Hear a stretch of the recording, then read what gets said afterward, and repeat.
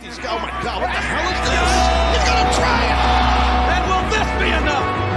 My God, ready to take it! 1, 2...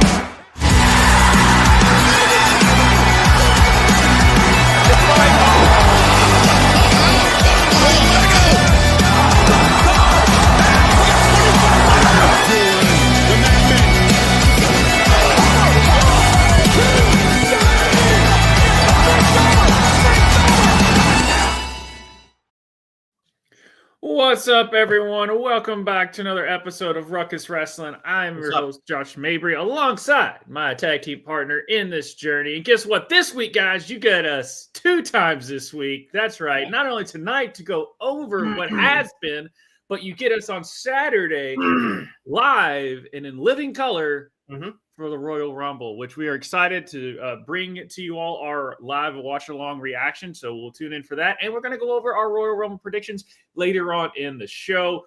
That being said, Justin, how we doing? Doing okay. Ready for the Rumble. I'm excited to see what happens. Yep, I'm excited as well. You know who also is excited is Triple H getting blindsided, even though it kind of looked like he knew what was happening. It was kind of a pseudo thing of like he was kind of shocked, but then kind of like, yeah, sure, why not? Because during a board meeting, which the meeting was it a press meeting? Like it's a weird board meeting. It was a town hall meeting at headquarters for the employees. Okay. Well, during that, Shawn Michaels' music hits, Undertaker's music hits, and they tell Triple H, yes, you've been in the WWE Hall of Fame as a faction, but now you're going in as you know, as yourself, the game. He's officially in the WWE Hall of Fame. No shocker, obviously. Triple H has earned it and then some. But it just always depends on when that happens. But Justin, long overdue. But just kind of run down a couple of the accolades that the Cerebral Assassin, the game. There's other stuff that he called himself throughout his career. Hunter Hearst teams today. Yeah, I mean, we're talking about, started out as Jean-Paul Levesque, terrorizing Triple H, the game, the Cerebral Assassin, the head of the Authority, founder of Evolution, founder of DX, with Shawn Michaels. His career accolades. Let me pull them up here. The Click. Well, that's outside of wrestling, I know, but and then terrorizing, like I said before, in WCW, which he still hates on that, but he is the like if you want somebody who's like, what's a professional wrestler? It's like, look at this career. That's a professional wrestler's career. It's had some ups, it's had some downs, but at the end, when you look back at it, you're like. So, if you want his official resume real quick. So, he won the WWE Championship 9 times, World Heavyweight Championship 5 times, 5-time Intercontinental Champion, 2-time European Champion, was Tag Team Champions with Shawn Michaels once, was World Tag Team Champions twice, once with Stone Cold and once with Shawn. He won the 1997 King of the Ring tournament. He's a 2-time Royal Rumble winner. 2002 and 2016, and in the 2016 one, he won the WWE title again in the Rumble because he forced, as the Authority, he forced Roman Reigns to defend the title in the Rumble and made Roman number 1, which is not one of the more fondly remembered Rumbles, but it was the debut. I think AJ Styles was his debuting was like one of the few highlights of that Rumble. The crowd did pop when Triple H came out at number 30, though, if I remember. And he already is a Hall of Famer. Technically, he was inducted along with all of D-Generation X, but he's going in as a solo finally. And when you look at his career, the impact he had on the business and what he's done for WWE, not just in the ring, but outside the ring. I mean, this is like a no-brainer. I mean, I'm sure it's like someone would eventually done it, but I think just the way that things are right now with WWE, and they're doing so well, that they felt they wanted to be like, let's give Triple H some more of his flowers here and have him go into the Hall now, especially since he's now been officially retired for some time. So he's never going to wrestle again because of nearly dying. So, it's like the video leaked out where Shawn Michaels Undertaker surprised him with it, and he joked that he was going to go kill Nick Khan for somehow keeping it a surprise from him. And Stephanie McMahon was there. She was already there to promote something, which we'll get to in a moment. So she was there, which was also good timing. So, not a perfect human being, especially when it came to, people criticize him for, what he and the Clique did, his role in Montreal, his reign of terror, what happened to Booker T at WrestleMania. Yeah, that was during his reign of terror, wasn't it? With Goldberg and then Booker T and like all that. Yeah, that whole era where he was definitely using the stroke as the term goes. But some of those criticisms are valid, but hey, times change and people change, and people are talking about how he's changed, he's evolved, he's different, especially now that he's running things behind the scenes. And if him and Punk can bury the hatchet, it just says it all right there. It's like, yeah. He went from his doofus. I know it's once he dies, and it's going to be run by his doofus son-in-law. And it's run by his doofus son-in-law. Guess what? It's doing pretty daggone good. Doing pretty damn good. CM Punk. Now it's not without criticism, but nothing's perfect. But damn, is it fun? But it's like even before he took the reins of the company in the creative sense, even when he was, he made NXT the best brand in WWE for years. It's like that black and gold. One of the things I heard when I came back and started watching WWE regularly back at the beginning of 2019 was, besides that, how amazing Becky Lynch was, which was correct, and I became a fan of hers, was go watch NXT. It's better than Raw and SmackDown. Watch takeovers. They're usually better than the regular pay-per-views. And that people were correct. Yeah. So it's like I got to see how amazing the black and gold era was before Vince fucked it all up. Yeah, because I think to kick off, you had Kevin Owens and Sammy, right? That was kind of like, I know Seth and all them are NXT, but when Triple H really started to get in gear with the NXT and get to that black and gold. Yeah, because of what he did with NXT, we got the Shield. We got the Four Horsewomen. We got the Wyatts. Owens, Sami Zayn, Finn Balor, Samoa Joe, Drew McIntyre, Robert Roode, Nakamura, Undisputed Era, Bianca Belair, Rhea Ripley. Like I said, the Wyatts was created through the NXT stuff, and plus he brought in Dusty and let Dusty do his thing. So it became that's where the Dusty's kids came about. And he also mended fences with legends that had not so good relationships with Vince, like Bruno Sammartino, Ultimate Warrior. He was able to help mend fences so that they came back to the company and got inducted to the Hall of Fame where they belong. And most importantly, both before they passed away, which was, it's like... still stinks about Macho Man, but it is what it is. Yeah. But the issues with Macho Man, it's like... But that's a different story. That's all different. That's when he was working more behind the scenes after Macho Man passed away. So, if Macho Man hadn't died so early, he probably would have gotten him and Macho Man and Vince to bury the hatchet as well. I have no doubt. And he was the one that brought in McAfee. Yeah, he brought in McAfee. What he has done for WWE in the ring, outside the ring, is incredible. Yes, there's things he's done that people can rightly criticize, but in my opinion, the good at this point outweighs the bad. Yes. Yeah. And if I know that Landis guy's not that doesn't have a, but if you want to go watch as far as like the weird craziest thing about Triple H's career, go look up Wrestling Isn't Wrestling. And basically he goes over Triple H's career and the way he does it's really a pretty cool thing. But it's like if you've crept up enough with Triple H's career, he like nails it in a cool way. So I would recommend going watching that, even though the dude that made it, I'm not a big fan of personally. So there's no question he deserves to be in the Hall of Fame.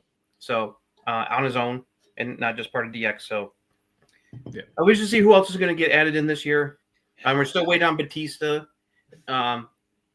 It's like Batista was they were trying to get Batista into the Hall of Fame a while ago, but the pandemic combined with also his busy Hollywood career has prevented him from being added to any of the recent classes. But that eventually is going to get changed.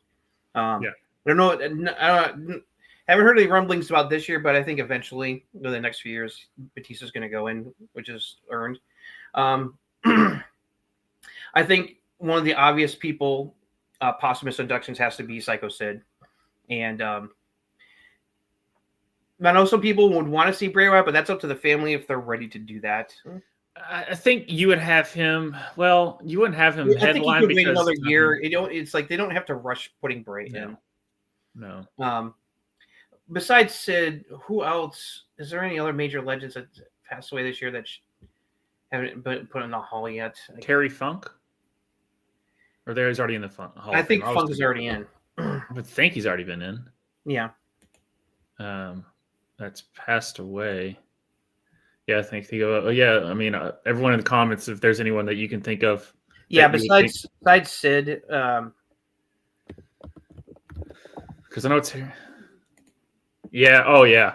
It's going to be New Orleans next year. That's definitely good for Bray with his character and everything. That's good. That's a good call. Terry is in. Okay, thanks, Giv. So Terry is in. I thought he was. Yeah, both him and Dory Funk are in. Yeah. Okay. They got inducted way back in 2009. Okay. I thought so.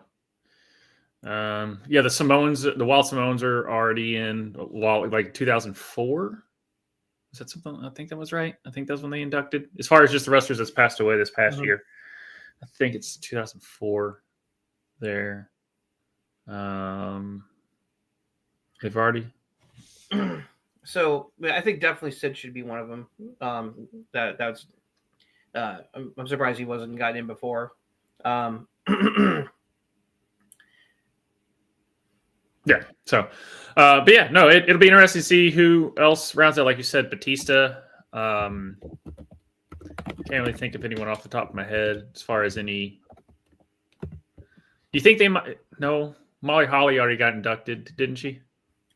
Kevin Sullivan. Well, we might see Kevin Sullivan get put in. Oh yeah, you might see. I don't think they're were already in. Right, that's what I'm saying. They got inducted in like 2004.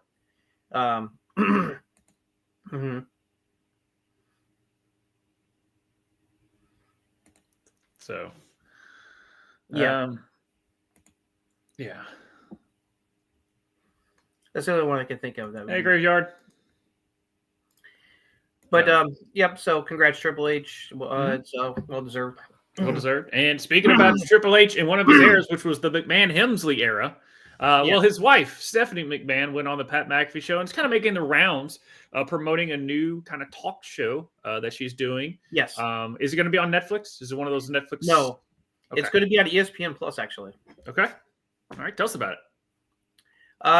Well, there's a trailer out there. You can find it online that WWE put out. They tweeted out on X.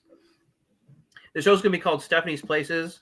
It's basically like it's a road interview show where she goes and visits various WWE superstars, both current and past, and and sits down to talk to them about their life and their career.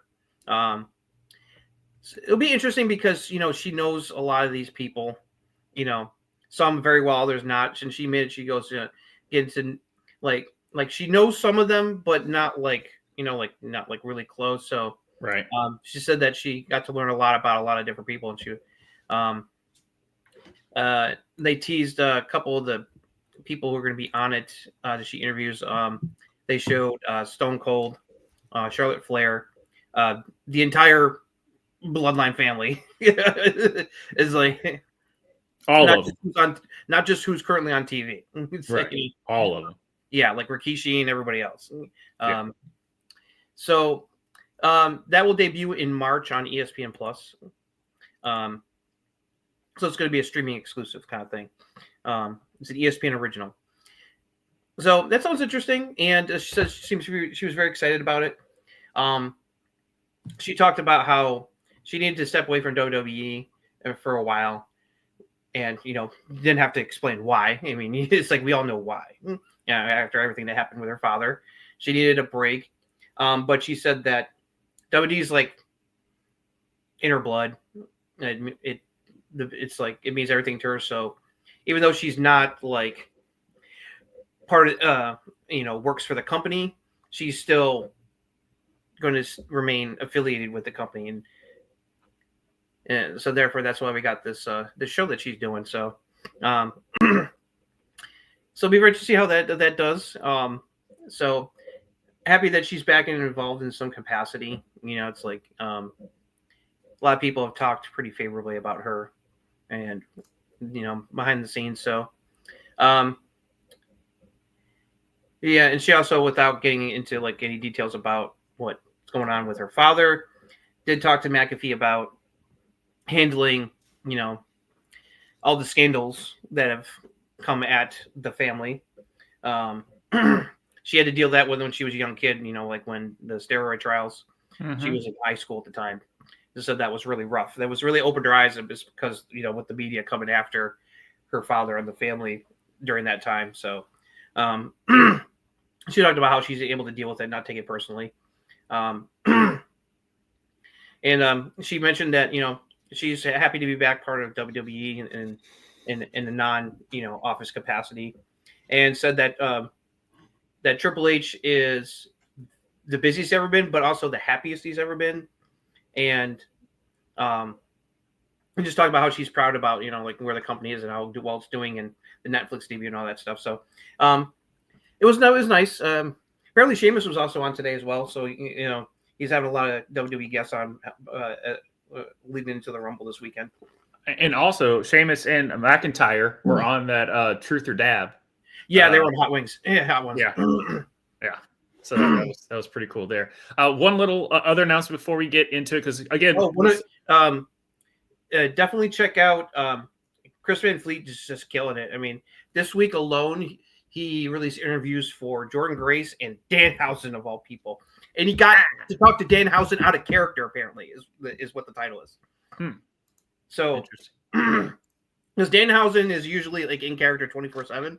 So, I have to double check on that, but I was like the title was like Danhausen out of character, and I'm like, wait, what? It's like I've never seen Danhausen not being character. Right? He's like MGF. He lives the character. Yeah, he's in kayfabe 24/7. Had to get more monies.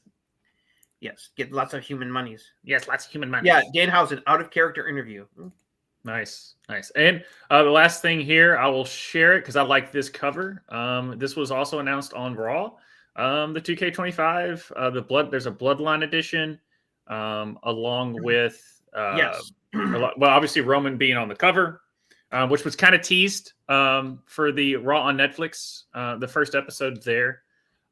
So this was, but yeah, I'm gonna have to check that out because I see people were like shocked in the comments that seeing Danhausen not in character. Yeah. Yep, there's the new cover for 2K25. This is one of them, obviously. And then there's the one with just Roman, right? Which we thought they showed on Raw.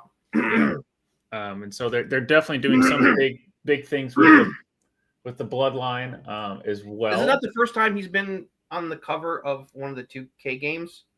Him and Becky shared on the cover on a previous edition. Mm-hmm. I think that was the 2020 version, which ended up being not very popular version, sadly. Although do you remember the commercials for that, where all the legends are at like a party and Becky crashes through the roof? Oh yeah. The glass ceiling. Yeah, I remember that. Yeah, that was a good commercial. For it. I love that commercial. Yeah. But this, I mean, obviously 2K24, the previous one, everyone liked it because of the GM mode. That was the big hit of this last one. They brought back GM mode. And then with this one, I forget exactly what features. I mean, I haven't played 2K, the WWE 2K games or WWE any type of wrestling game in forever. My just so you know, guys, real quick, my two favorite wrestling video games of all time is WCW NWO Revenge. I think it was a Vengeance. Revenge or something like that. It's got Hulk Hogan and Sting on the cover, and then SmackDown, Raw vs. SmackDown, Here Comes the Pain. Those were my Here Comes the Pain was a really good one. I played that one a lot. Yeah, because you could like climb on the SmackDown logo and jump off the fist and all like the and like we were like sitting there, we would able to like stack tables on top of each other and a ladder and then do a swanton bomb off. We broke the game, but you were able to still do that. Yeah. So that, and then because the WCW NWO one was like the first one that had created characters, so we would just create all the WWE characters and put them in the WCW game. So like that was a big. So we would have Stone Cold versus. We would just, as kids, we would just do like Stone Cold versus Goldberg or something like that. Yeah. So those were my two. What was the game that WWE or wrestling game that really? Because I know No Mercy was like a big one, but I never really played that one. I didn't own No Mercy, but I played a lot because I had a friend who had it. So, Here Comes the Pain, and also Raw versus SmackDown. I think either 05 or 06. The first or second like GM mode. I played the GM mode a lot. Because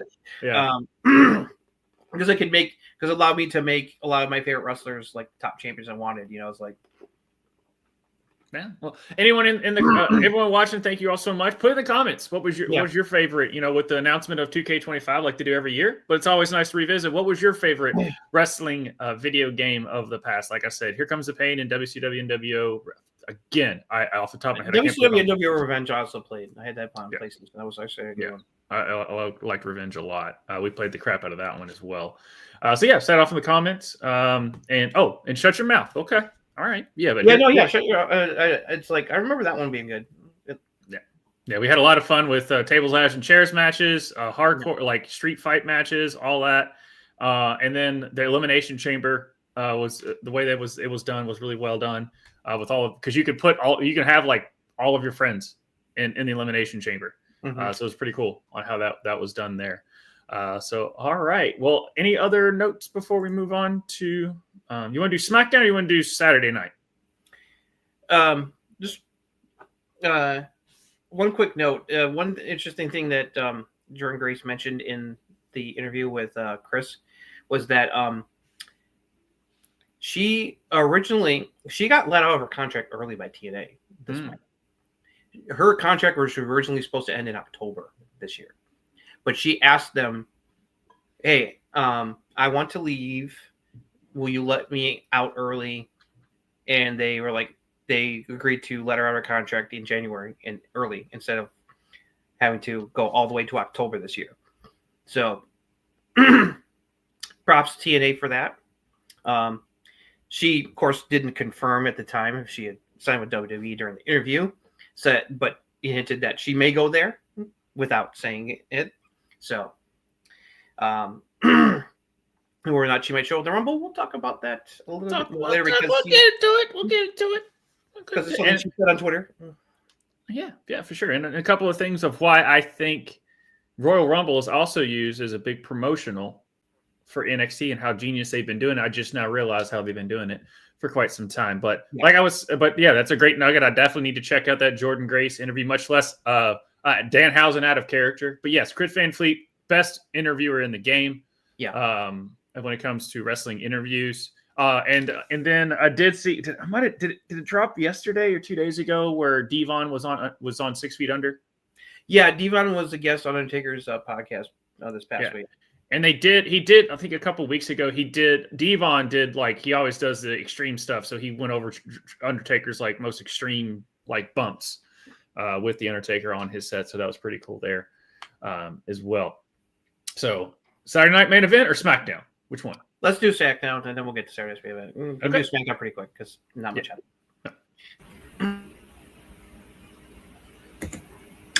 Okay, here's a recap what happened on last week's episode of Friday Night SmackDown. Show opened with Joe Tessitore interviewing Cody Rhodes in the ring, cut a promo on Kevin Owens, upping up their title match in a ladder match at the Royal Rumble, and the contract signing that would happen on the next night on Saturday Night's main event. Then we showed Pretty Deadly DIY talking in the back, and DIY told them they need to take care of more machine guns tonight and do whatever it takes to win. And they ran to file Look Out to Phantasma, who are still not happy about them. So tag team match, Motor City Machine Guns gets Pretty Deadly. Despite their best efforts, Pretty Deadly lost this match. Motor City Guns won. The Miz was shown in the back. He's officially been transferred over to SmackDown. He isn't happy about it and thinks that, of course, Karrion Kross had something to do with it, and he's worried about the Wyatts coming after him. So Nick Aldis advises him to make some new friends. Kevin Owens comes out and berates commentary about he mocks Matthew McConaughey, who was at ringside for the show. Jimmy Uso came out, attacked him, and that led to a match between the two of them set up for later in the show. Carmelo Hayes was upset with Nick Aldis because he was supposed to face Jimmy Uso again tonight. But he said he'll have a match with the newest acquisition SmackDown that also has been traded. Then we had a tag match, Chelsea Green and Piper Niven taking on B-Fab and Michin. Babyface picked up the victory. And it was later revealed that Michin would get another shot at Chelsea Green for the Women's United States Championship. Carlo Hayes found out that his opponent is Damian Priest, who has also been transferred over to a SmackDown in the transfer window. Carmelo was not pleased.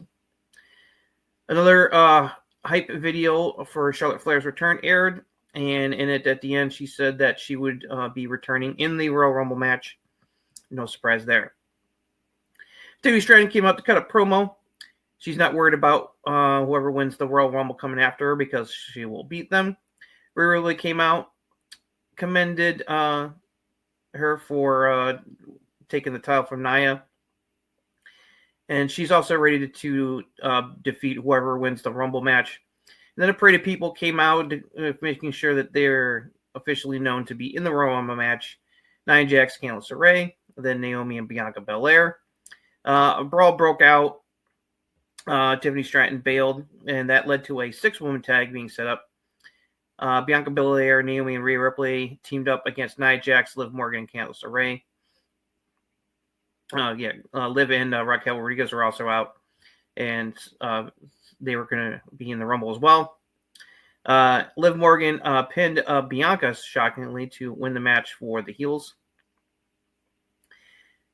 Johnny Gargano then took out Apollo Crews in a one-on-one match. Tommaso Ciampa was at ringside trying to help him cheat the win. Motor City Machine Guns came out to distract them, and then allowed Apollo to roll up Johnny to pin him for the victory. Jacob Fatu cut a promo on Braun Strowman saying that he's both King Kong and Godzilla combined. All gas, no brakes. Then Tama Tonga took on LA Knight. LA Knight won with the BFT. After the match, Jacob Fatu attacked LA Knight, drove him to the announce table. Braun Strowman ran out to make the save.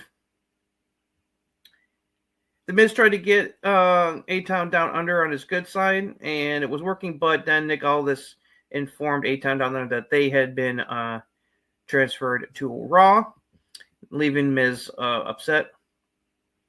Shinsuke Nakamura cut a pre-tape promo warning anyone he would destroy them if they came after the United States title around his waist, and he also declared himself for the Royal Rumble match.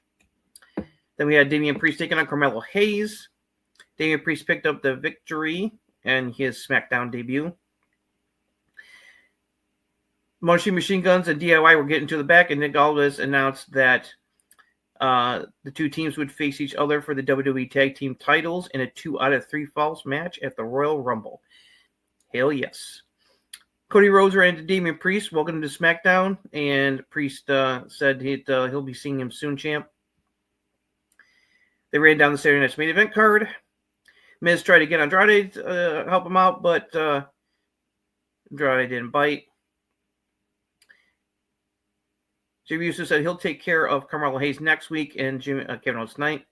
Then we got our main event match. Jimmy Uso taking out Kevin Owens. Kevin Owens picked up the victory with a pop-up powerbomb. He tried to do a package pile driver on Jimmy after the match, but Cody Rhodes came out to make the save. And the two brawled to close the show out.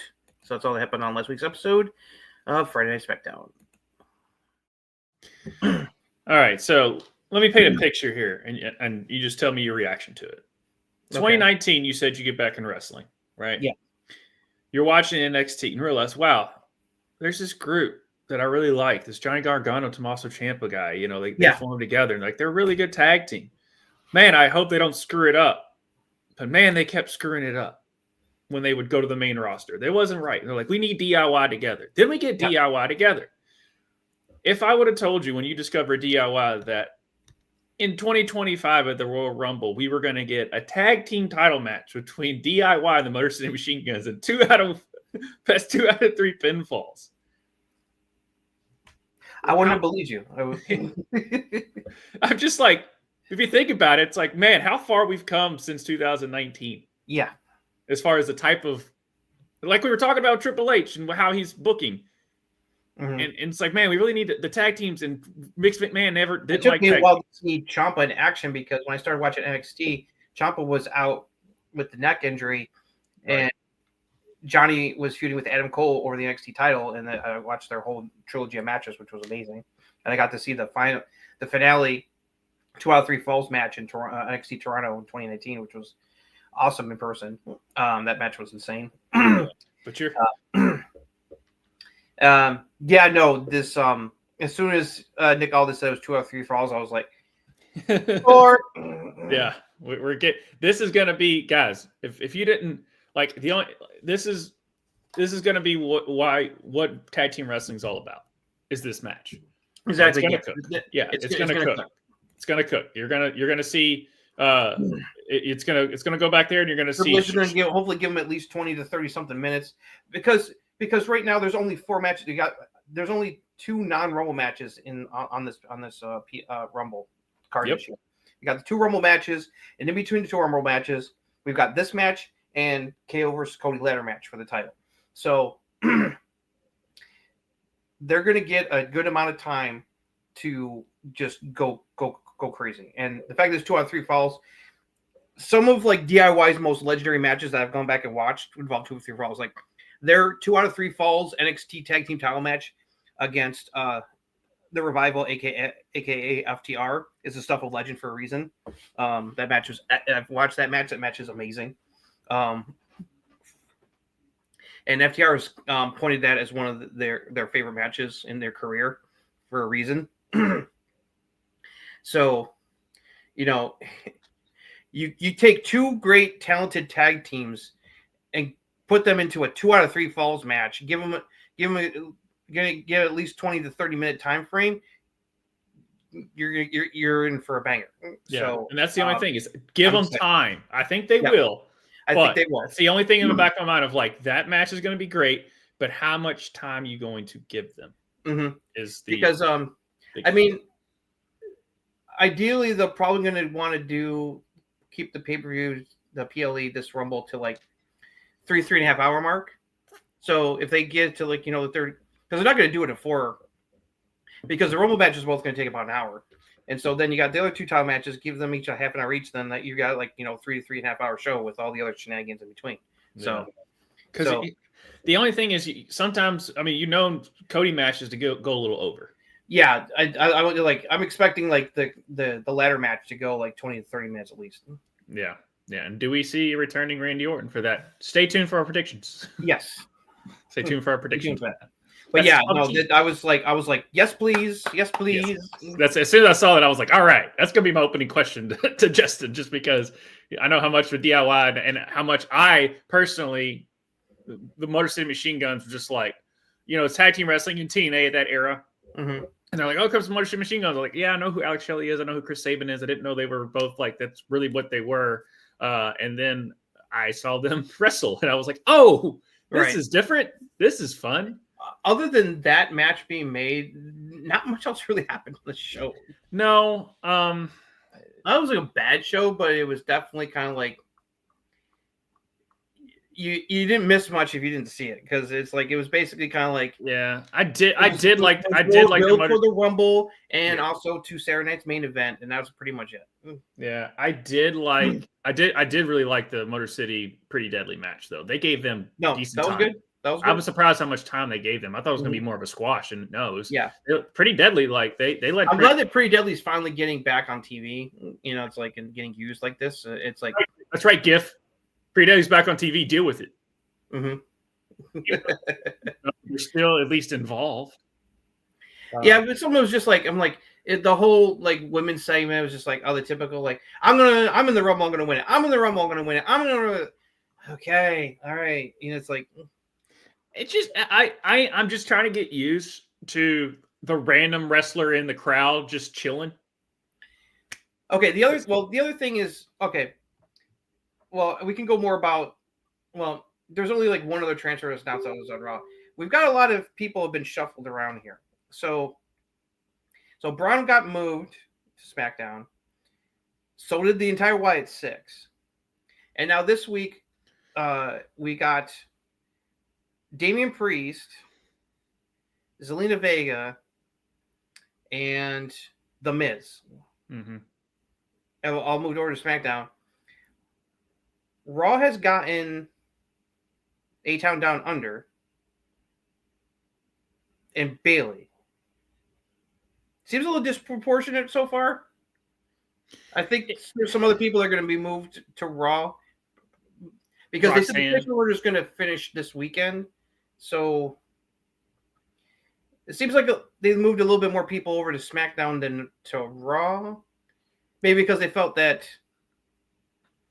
because it's 3 hours, they need a little bit more. They need more bodies over on SmackDown. I don't know. It seems a little uneven.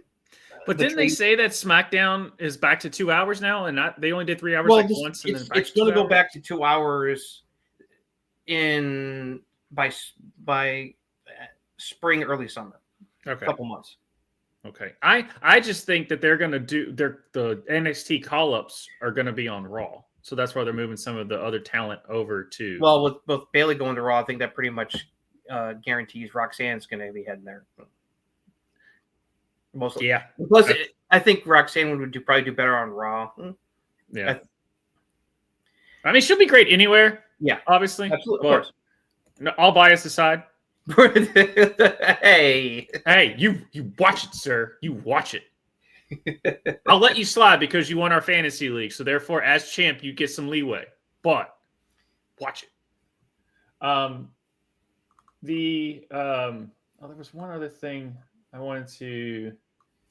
Zelina Vega getting moved was interesting because I was we know why. Well, I was like, well, with both. Well, it makes things interesting because Charlotte's about to finally return to. And she's going to definitely be on SmackDown, and then you got Zelina Vega moving over. So we know why Zelina's moving. Yeah, her husband going to be. Her and Zelina were really good together. I would not mind to see them work together again. That, and I think Malachi is going to be on SmackDown. Yes, that as well. For those who don't know, they're married in real life. Yes. So that's another reason. Yeah, and that's even though it's not official that he's going back to WWE, it's pretty official that he's gone from AEW because the House of Black is no more. They've renamed themselves the Hounds of Hell. Mm-hmm. So that tells you all you need to know that he's definitely gone. Now he's not going to show up in the Rumble. Word is that his AEW contract isn't going to end until either sometime in February or March. Okay. So don't expect him to make a surprise appearance of the Rumble match.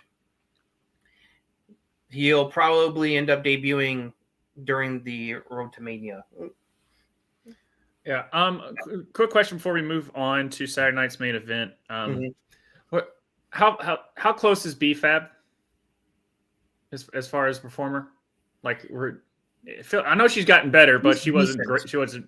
I'd say decent, not good, but decent. She's definitely come a long way, and she's definitely putting in the work. Right. That's what I've noticed. I've noticed she's put in the work. She's just not quite. They're definitely giving her a chance. It's like with, she's gotten, now she's involved in the feud with Chelsea Green alongside Michin. So, although Michin getting another title shot, it's like, why are you doing this? Because she's not going to win the title. Chelsea's so good. It's just no.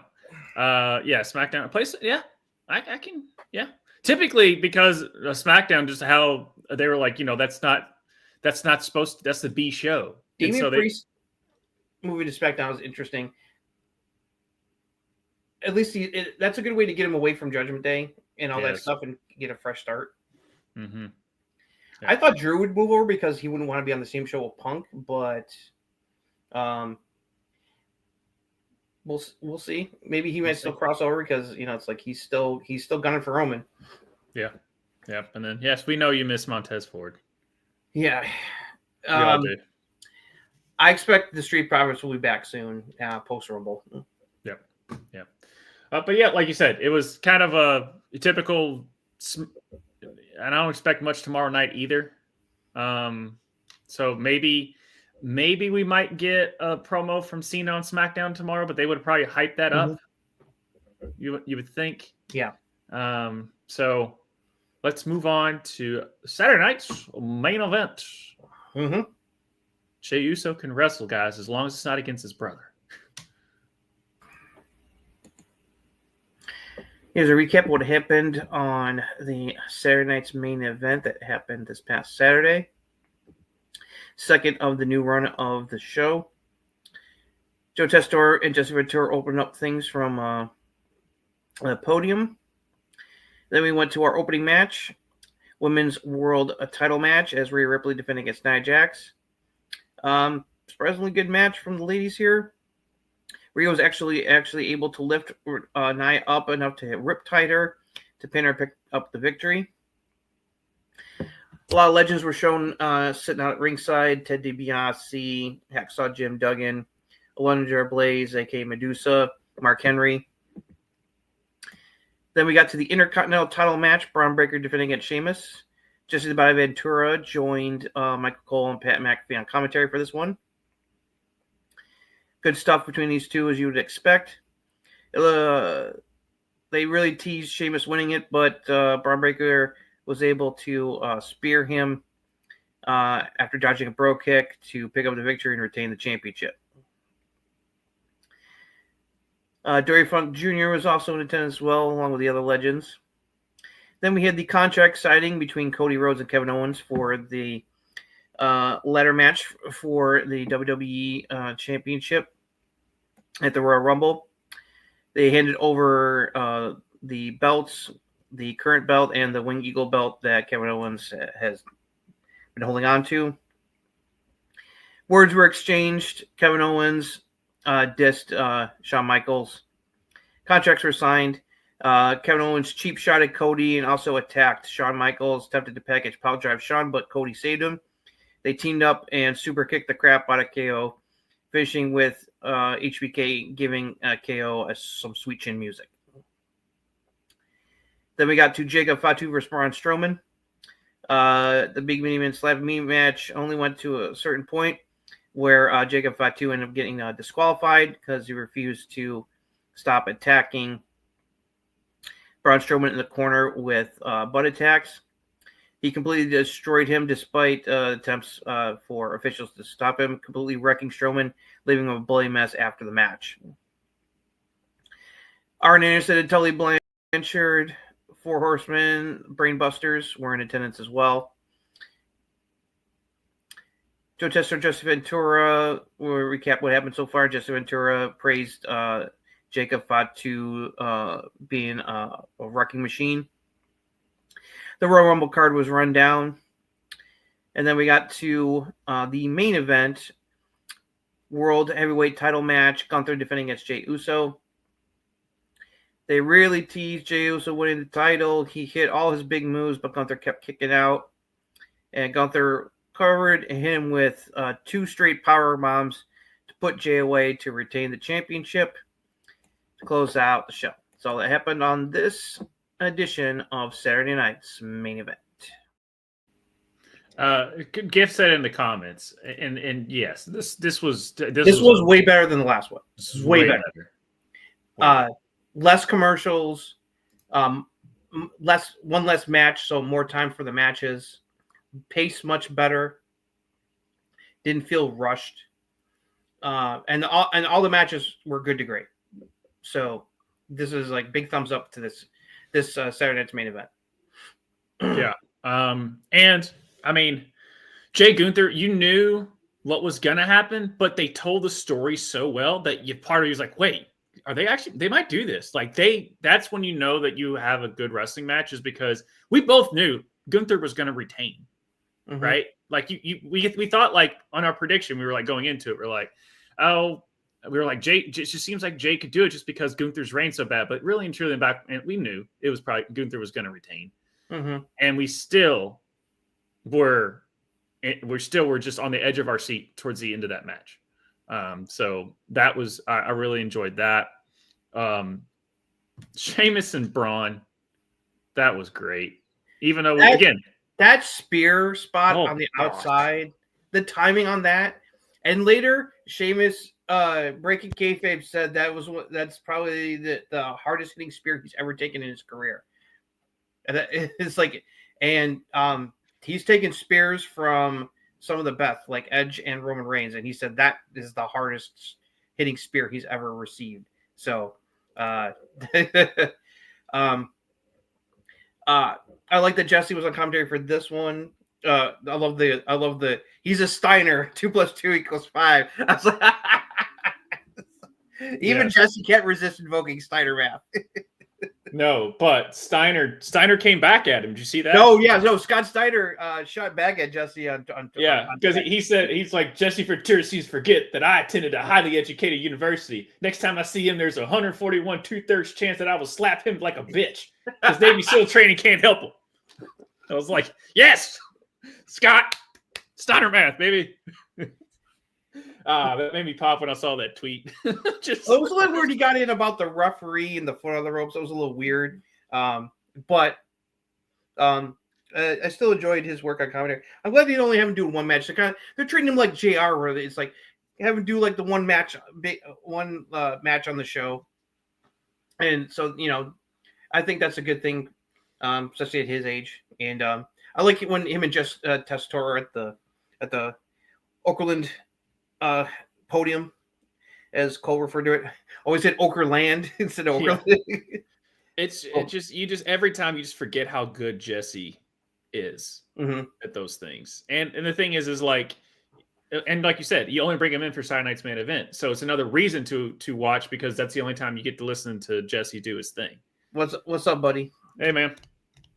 On that, but yeah, we can move on to that match. This was the most important thing that came out of the show, is what Giv was referring to. Jacob Fatu got to look like a fucking wrecking machine. He's a bad motherfucker.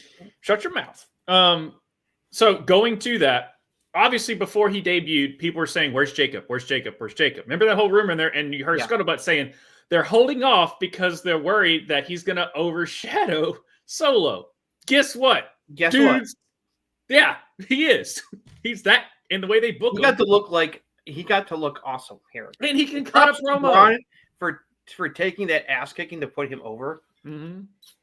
The finish was good because Braun technically won the match, didn't get pinned, but Jacob Fatu got to like mess him up and look like a badass. Although I think it backfired because the fans were cheering for him instead of booing him. Right. So unless they wanted to turn him face, it's like they better be careful. Dude, it was like what happened with Braun Strowman, the tsunami. They were chanting one more time. It's like the fans were a little bloodthirsty here. Maybe the heart fonts what it misses. I'm gonna say this. Although Braun Strowman did give, he said, "Okay, not as good as me, but I'll give you props, Fatu." Right. And I will say this about Fatu and all that. All right, so the heart fonts for what it misses or whatever it's called. I forget the actual saying, whatever. But And I don't, and it's probably going to end up happening that he's going to come back. I don't think he should. But if it does, the wrestling fan in me, not outside the ring, but the wrestling fan in me, if we got Brock Lesnar and Jacob Fatu, oh, good God. you're like, Gunther, Brock Lesnar, yes, give me that. But man, Brock Lesnar, the Beast versus the Werewolf. Well, I would love to see, I wouldn't mind to see that. I would love to see Brock versus Braun. And of course, Brock versus Gunther was what. Yeah. Well, we've had Brock versus Braun. Remember, Brock like literally beat the shit out of him. They not only in the Rumble. They teased it in the Rumble a few years ago. Brock versus Gunther, but Braun Breaker, not Braun Strowman. Sorry, I'm getting my Brauns mixed up. I know what you're saying. Sorry, something in my eye. You're good. But yeah, Braun Breaker versus Brock. Yes. Yeah. So, yeah, no, it's like, yeah, he could have like a Diesel type run in the Rumble this year where he eliminates a bunch of people for getting tossed. So that's definitely something to keep an eye out for during the Rumble. You know, at some point you think that it feels like they're building toward something happening with. He's way too over. He's way too over. And we'll talk about what I Raw, but his promo on Ross, it's like make people wonder, like, you know, could he win the Rumble or the Chamber and get a title match at WrestleMania? Chamber. I say Chamber. I don't think.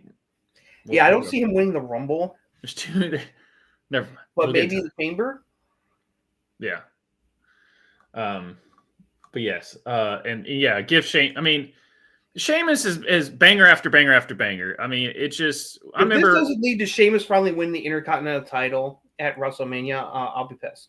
Well, what they teased on Raw might not get that at WrestleMania. Yeah, but it's like that match is like that's a banger. That is a banger, guaranteed for sure. We'll see. Rhea and Nia it happened. I mean, it was fine. I thought that was actually a pretty good match. Actually, it was just the fact that I just wasn't excited about it. Yeah, I mean, it's like I was more impressed that the match was better than I expected because I knew that there's no way Rhea was going to lose the match. Yeah. They played it safe. No title changes. I know some people were hoping for some, like Sheamus and Jay finally winning, because there's guaranteed. It was like there was no way in hell Nia was going to take the title from Rhea after she just won it back. So.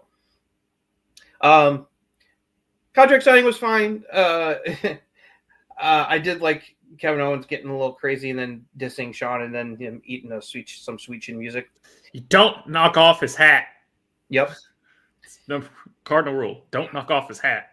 Plus, shout out to Shawn for sweating through his shirt. I noticed his sweaty back. Yeah. Just stuck out like it's like the heat was on down there in San Antonio. Yeah, it definitely was. Yeah. Reed and yeah. Oh yeah, when Bronson Reed comes back after Mania from his broken foot, I mean, we're gonna have some amazing stuff. I mean, him versus Braun Breaker, him versus Jacob Fatu, big me meant loving me. Yeah. The only thing I would say that I feel bad for is on all of this is Tongaloa, because he really needs this TV time and he's hurt. And he's already struggle busting anyway. And so it's like, and ironically, Jacob and Tamatonga are quite a good duo. Actually, they are. Yeah. And he just like leans into it. So now if you don't do it, then it's like, all right. He's like, yeah. He's fully embracing that, and the fans dig it. So and he's such a good worker. You know how I feel about Tama. Yeah, he's such a good worker. Them turning on Solo is right around the corner, I think, at this point. Right. But all in all, what would they call the group? They're usually what they call the group, because the word is that they're not going to call themselves a bloodline, because it's like now that Roman's officially tribal chief again, it's like they can't call themselves the bloodline. The Bloodline's kind of done with. They've kind of gone their separate ways again. So Yeah. it's like it was only to put a stop to Solo and Company.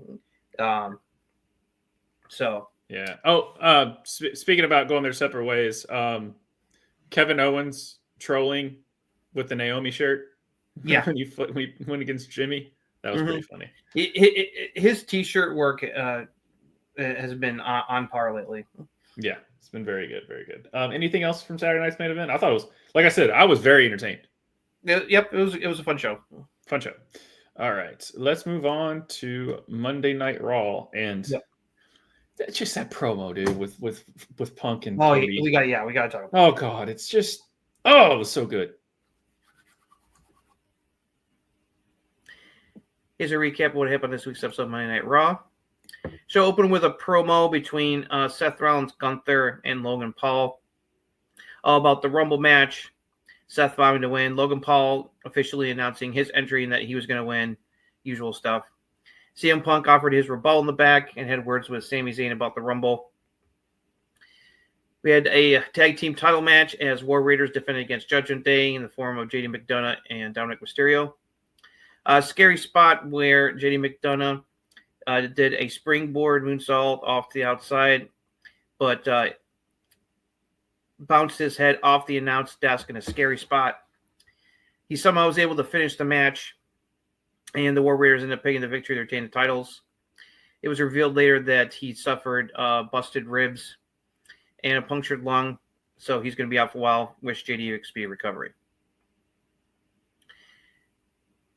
Then we had Rey Mysterio taking on Xavier Woods in a one-on-one match.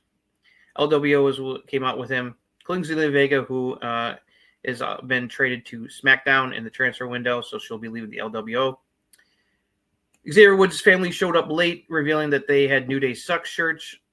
That caused them to get all pissed off, and Rey Mysterio took advantage of the distraction, hitting Woods with the 619 and the slingshot splash to pick up the victory. Sami Zayn and Seth Rollins sell things. He accepted Sami's apology that last week was an accident, but that they are going to not hold back in the Rumble. Jey Uso came out and cut a promo with rapper Quavo, declaring that he was going to enter the Royal Rumble match and win it so he can get his rematch with Gunther and finally beat him to win the title. Lyra Valkyrie was interviewed in the back, Women's Intercontinental Champion, said that she's going to be in the Rumble match as well. American May came up and announced that Ivan was also in the Rumble and that she was also going to be coming for Lyra to win the Women's Intercontinental Championship, and said that give her best shot because she's not going to take it. Then we had a non-title match as Naomi and Blanca Belair, the Women's Tag Team Champions, took on Liv Morgan and Raquel Rodriguez. Heels picked up the victory with Liv pinning Naomi to set up probably a future title shot. Rhea cut a promo saying that she's not worried about who runs the Rumble. She'll take care of them at Mania if they come for her. Bayley said that she won the Rumble last year and went on to win the title, and she'll do the same this year if she to Rhea. Io Sky ran into Bayley after that, and they had a stare down and said she'll see Bayley in the Rumble on Saturday. Penta had a pre-tape promo where he said he was going to be in the Royal Rumble match as well. Paul Heyman came out and revealed that Roman Reigns and the Bloodline were going to be on the cover of the WWE 2K25 video game. Kind of promo saying that Roman was going to win the Rumble and go on to WrestleMania and become champion again. Drew McIntyre came out to rebut, saying that he's going to make sure that Roman doesn't win the Rumble. And said for Heyman to send a warning to his boy that he was going to come and seek him out and destroy him in the Rumble as well. He thought that he meant Roman, but Drew said no, he was talking about CM Punk. So then we had our main event match, Sami Zayn versus Drew McIntyre once again. Sami unfortunately lost again to Drew McIntyre because Drew put his feet on the ropes to pin him to win the match. He texted Sami afterwards. Cody came out to help him. Kevin Owens ran out to attack Cody, so it was all kinds of chaos. In that chaos, Sami went to try to hula kick Drew, but he dodged, and Cody ate the hula kick instead. Kevin Owens approved, thinking that he did it on purpose, while Sami was all upset about it. Then after that, the show closed with Cody starting to cut a promo, but it was interrupted by CM Punk.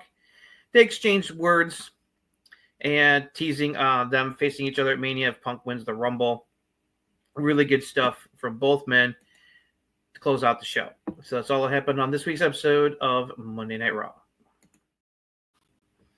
Pretty solid. Pretty solid. Yeah. What do you want to talk? I'll do it like I always do. What do you want to talk about? Well, let's start with the beginning. The opening stuff was fine. Yeah. But I'll credit Logan Paul getting the serious heel heat, man. Holy cow. He was getting heat. And he was like cutting the not go away heat. It was legit heat. And I liked his little a bit about, I'm not like these guys who just want to throw people over the top. No, I'm going to work smarter, not harder. Like he's going into the and people are going to call him like, oh, he's seeing a lot of different possibilities on the road to Mania and stuff. So. The only thing I worry about Logan Paul is because he just booked that fight with his brother. Yeah, we'll see. So I'm like, if we're, and they're still, that's always an ongoing back and forth between WWE and what Logan Paul wants to do.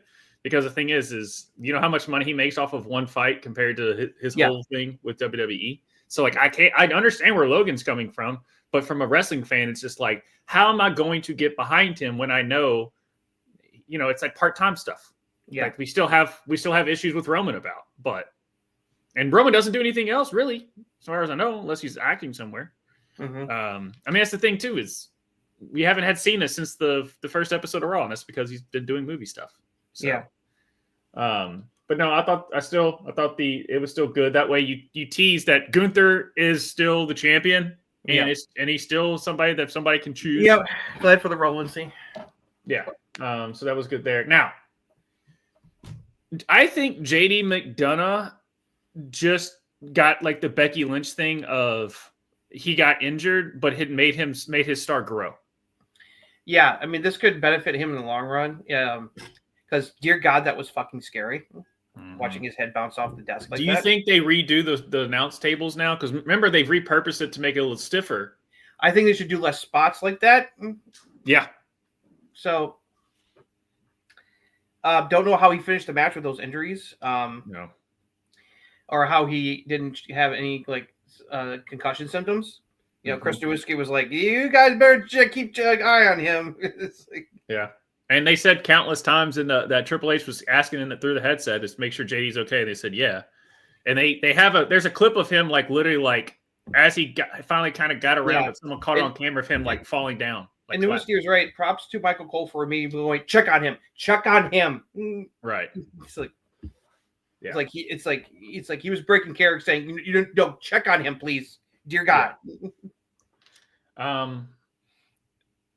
Because now if people wondering like, well, it's like, how could they're allowed to finish the match with it? It's like, well, it's hard to diagnose broken ribs in like a punctured lung.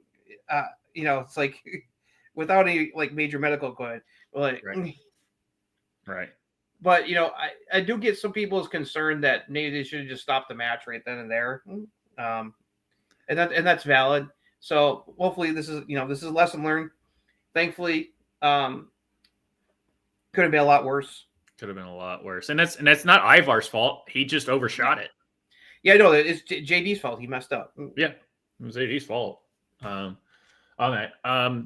What do you? So it sounds like he's saying that he's probably not going to be back until after Mania. So he's expected. He said he thinks he's going to be out for just a few months at least. Because broken ribs take time to heal. Yes, they do. So much less a punctured lung. Right. Can the New Day win a match, please?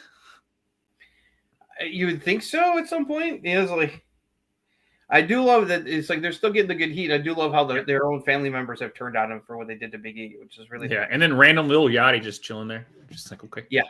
That was just odd. I'm like, what? That's his fan. What's little Yachty there? Like I get people keep coming out with Jay Usos with Quavo and he did with Travis Scott and all that. That's cool.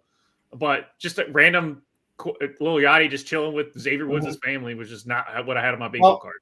I like that they they set up Ivy Now versus Lyra feud for women's Intercontinental. That's cool. They're probably going to continue that in the Rumble because they're both in the Rumble. So that's going to be a storyline to keep an eye out for in the women's Rumble. And also, if Becky returns and Lyra's in the match, that's still going to be an interesting interaction as well. See where they go Mania-wise. I loved what Drew said to Heyman. That was a really good job of calling back to history, where it's like, I'm like, I didn't think of it that way, but it's like, he does have a valid point. Him in 2020, when he won the Rumble and then he went and beat Brock at WrestleMania, Brock losing the title caused Heyman to disappear off TV for quite a while. And he didn't reappear until he returned as Roman's wise man. And he started the heel turn to become the tribal chief and start the whole bloodline storyline. And him saying that, because I beat Brock, it's like you ended up being in a bad place and Roman fished you out, and now look at where you are right now. It's like, why don't you thank me? Yeah, and then his bit about he was like, I'm not talking about Roman, talking about CM Punk. Your boy CM Punk.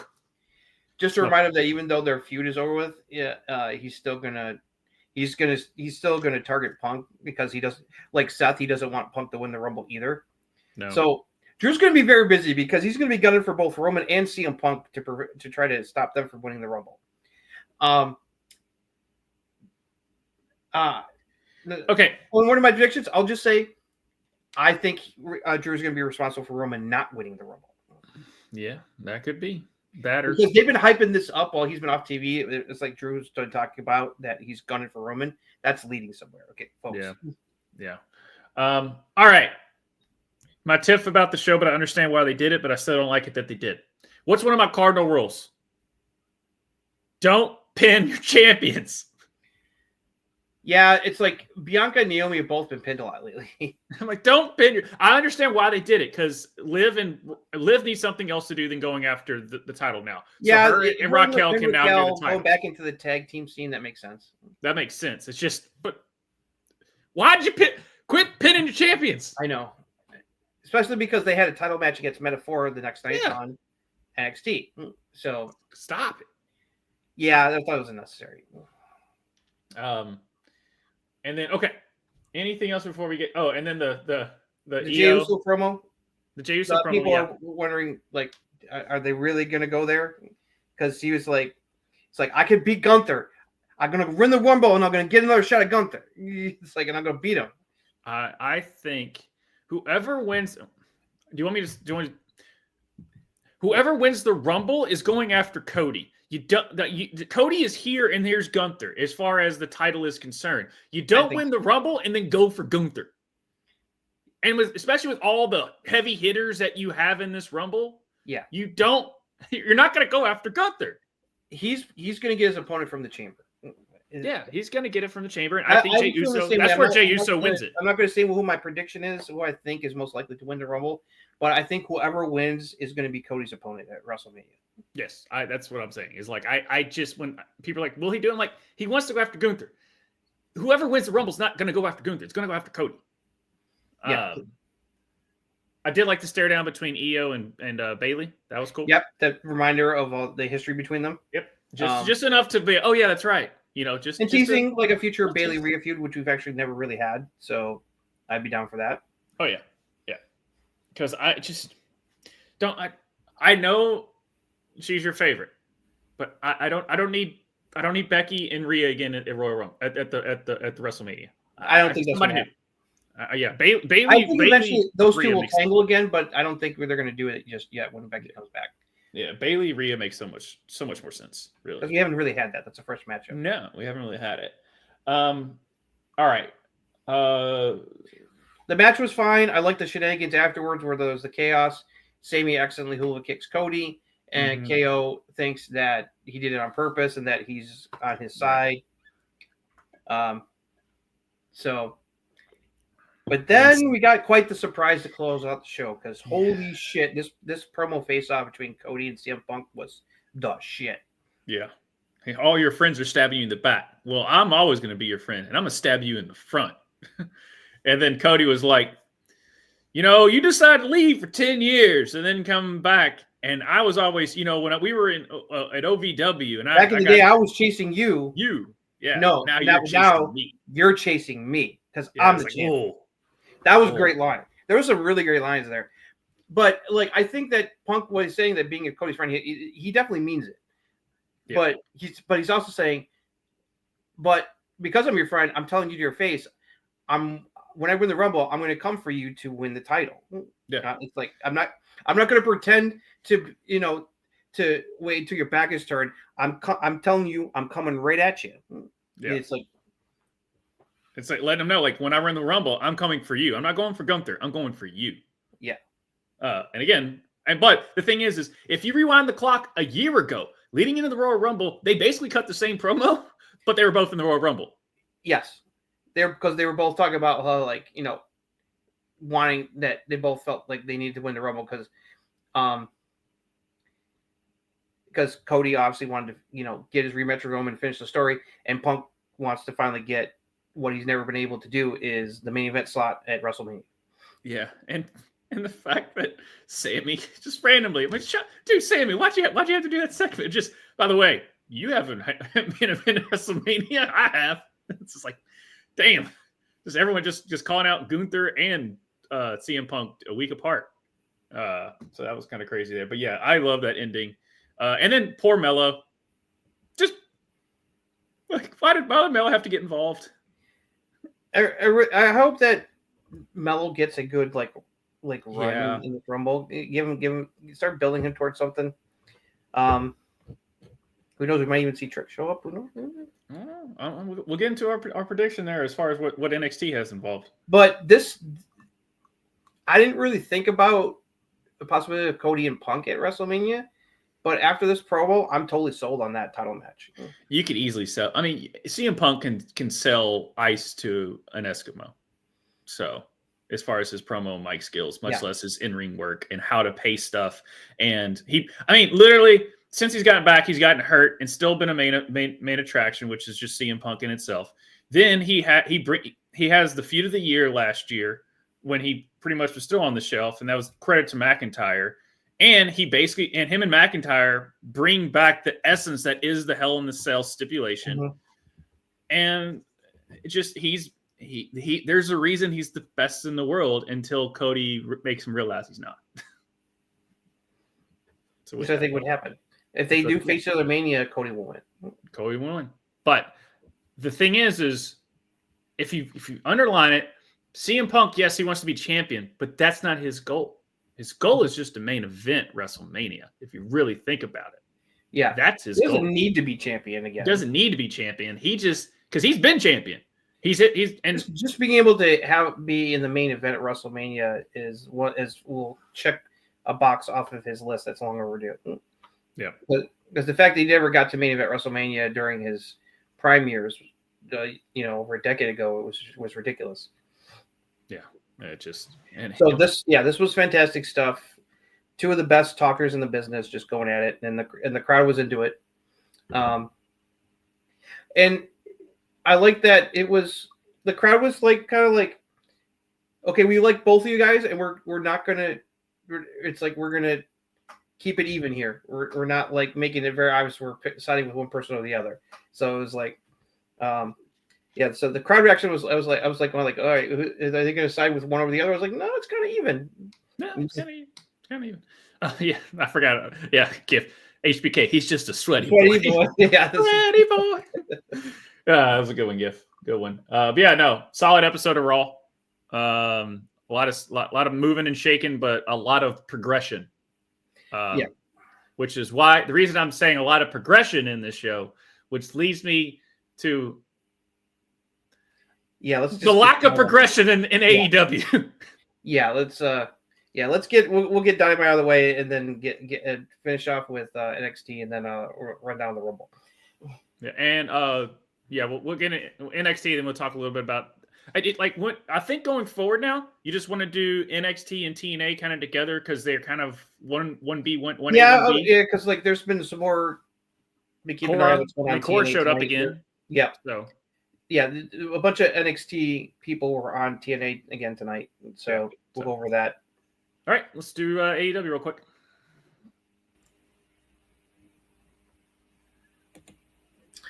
All right, here's a recap what happened in this week's episode of AEW Dynamite. Excalibur, Tony Schiavone, and Taz were on commentary. Only match was Will Ospreay taking on Brian Cage of the Don Callis family. Callis was on commentary. Callis revealed before the match started that they had attacked Kenny Omega in the back to prevent him from trying to help Will during the match. Ospreay ended up winning with the Styles Clash. Afterwards, Don Callis' family did a beatdown. Kenny tried to come out to help, but the numbers were too much, and it was 4-2 beatdown. Both guys were left laying on their backs in the ring.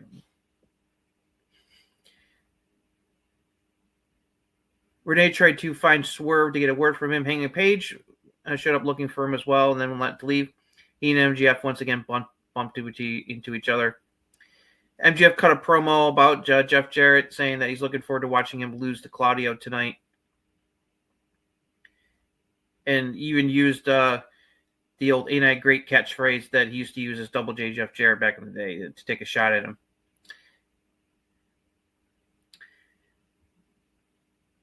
They show the recap what happened between Powerhouse Hobbs and Big Bill on Collision. Hobbs said he wasn't cleared to wrestle tonight, but promised that he's only begun with Big Bill and is going to send him straight to hell. Then we had Jeff Jarrett taking on Claudio Castagnoli. If Jeff Jarrett wins, he'll get a title shot against Jon Moxley for the AEW Championship. A lot of shenanigans happened, and as the Death Riders cheated to like crazy. Will, you distracted, and that allowed Moxley to hit Jarrett with the Death Rider. And then Claudio finished with 2 neutralizers to pin him, win the match. Afterwards, MJF came out, knocked him out, and mocked him and left him laying in the ring.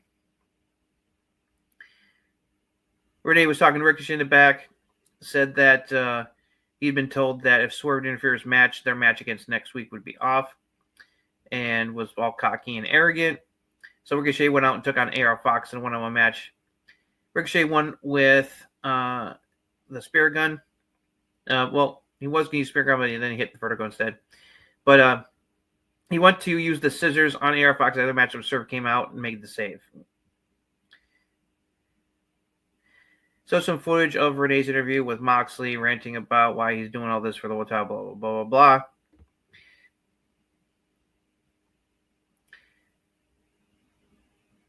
Then we had a music commercial with Daddy Magic's Merch Madness, which is pretty funny. New York Minute with Jericho and the Learning Tree. They were going to take on the Outrunners, him and Brian Keith on a Collision. And told Big Bill to make sure that he takes care of Hobbs next time. Switchblade Jay White took it on Wheeler Yuta in a one-on-one match. He hit the Blade Runner, pick up the victory. Death Riders came out to attack him, and Edge and FTR Colt came out to make the save. They recapped the return of Timeless Tony Storm on Collision. Murray May cut a promo saying it doesn't matter. She will defeat Tony again at Grand Slam.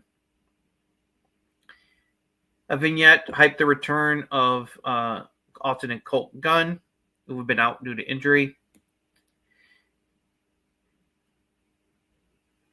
They revealed some matches for Collision. A Hurt Syndicate cut a promo saying that they were going to dominate the tag division and continue to hurt people. Deonna Purrazzo and Taya Valkyrie, the Vendetta, cut a promo in the back saying that they were going to take care of Harley Cameron for interfering in the match that cost Deonna a shot at the TBS title.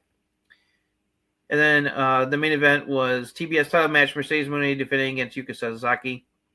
Good match. Mercedes Moné won as you would expect. And that was it. As the show, she celebrated as the show went off the air. So that's all that happened on this week's episode of AEW Dynamite.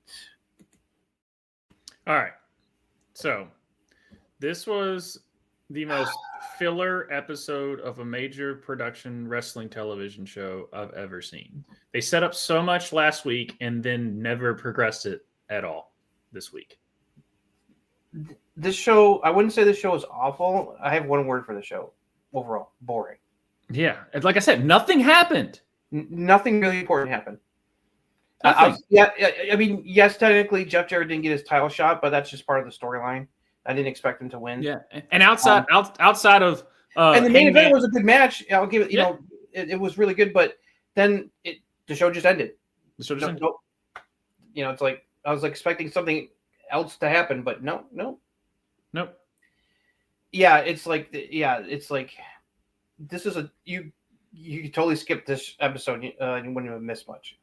I mean, the only progression that I saw, at least teasing or something of that nature, was Hangman looking for Swerve, and then MJF and him having a little confrontation. They're building toward a Hangman MJF feud, which I'm all for. Yeah. Please get to that. I'm not interested in seeing MJF versus Jeff Jarrett match, but it's going to happen because it's obviously what Tony wants. I mean, you can tell, not to interrupt you. You can tell how much MJF actually cares about the Hangman stuff in that 2 seconds than he does what he's doing with Jeff Jarrett. You can tell, yes. You can tell. What did you think of Wheeler Yuta and Jay White? Have a fine match, but the crowd, you can tell, just didn't give a fuck. No. What did you think of how Ricochet worked as a heel in the ring? His style. I thought it was fine, but I didn't care about the match because he's wrestling Air Fox, who's, I'm sorry, is a nobody at this point. So that was a waste. I like the opening match and the whole angle, but the Don Callis family beatdown went on way too long. Way too long. It's kind of ridiculous that there's nobody else out there who wants to help Ospreay and Omega. I guess the Don Callis family is kind of ridiculous.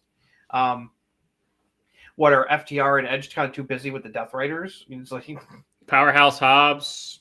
Well, Powerhouse Hobbs had an excuse. He was not cleared to wrestle, and that's legit. It's like he's got a minor legit injury. Okay. So, and which I think was what they said. There's word that caused a lot of changes to how the show was, which probably contributed to why it was kind of like didn't feel like what it was. A lot of important stuff happened. It's just a very boring episode of Dynamite. I mean, so some of the matches were good and there was some good stuff in there, but overall it was just like nothing too exciting. The best thing, and I kind of, this is what I want to end as far as AEW, then we can move on to NXT and Royal Rumble. The best thing that AEW did was the Tony Storm Mariah May segment on Collision. That was the best that thing. Was done awesome. That was excellent. I watched it after I was done with Saturday Night's Main Event. That was great. Wish it had been on Dynamite, but yeah, that's the thing. But I understand. I guess you're trying to get people to tune into Collision. But hey, good luck with that. And nobody we're watching Collision on this Saturday because of the Rumble. It's like yeah, that they're gonna. It's like that rating for Collision is gonna be really low. Yeah, but Mariah, that whole segment of her beating down Tony, and then Tony big thumbs up to that. That was turning and Mariah just getting pale faced. Yeah, it was great. It was great. So yeah, that's the thing is like it was just so boring. It just nothing happened. Yeah, whatever. Very disappointing. Yeah. All right, let's move on to NXT. Before we get to NXT, real quick, I forgot to mention this earlier, but now we're about to go NXT. For those wondering, because when NXT moved off of USA to CW, all the old NXT content, the TV episodes, not the takeovers and the PLEs. The takeovers and the PLEs are still on Peacock for us here in the United States, but all the old NXT TV episodes got taken off. Well, fear not, because they just this past week they created another YouTube channel. NXT has its own YouTube channel now, and they're uploading all episodes, all the old episodes of the TV show, and also takeovers. Nice. Is it just NXT? Yeah, WWE NXT. Okay. All right. Well, WWE is really leaning into the YouTube stuff. They've uploaded a lot of the stuff from like the early years. back like when like Seth was NXT champion, Right. And all the first like couple of takeovers, like the first takeover, Arrival, NXT Brooklyn. So there's a lot of like good old school NXT stuff that's uploaded to the channel already. Roman before he was Roman Reigns. Oh yeah, if you want to watch like the old school NXT stuff, that's where you want. That's where to go. So really happy to see that. Yeah. And you know how I found out? Because Roland Wiggle retweeted that the channel was had been created. Nice. Yeah, I definitely will check that, especially the old school stuff, like the old Bray Wyatt, the original. And as Wyatt. far as like what's been going on tonight on Impact, Cora Jade wrestled a match tonight on Impact. Got into it with both Zaya Brookside and Masa Slamovich. So they're continuing building her toward challenging Slamovich for the Knockouts Championship.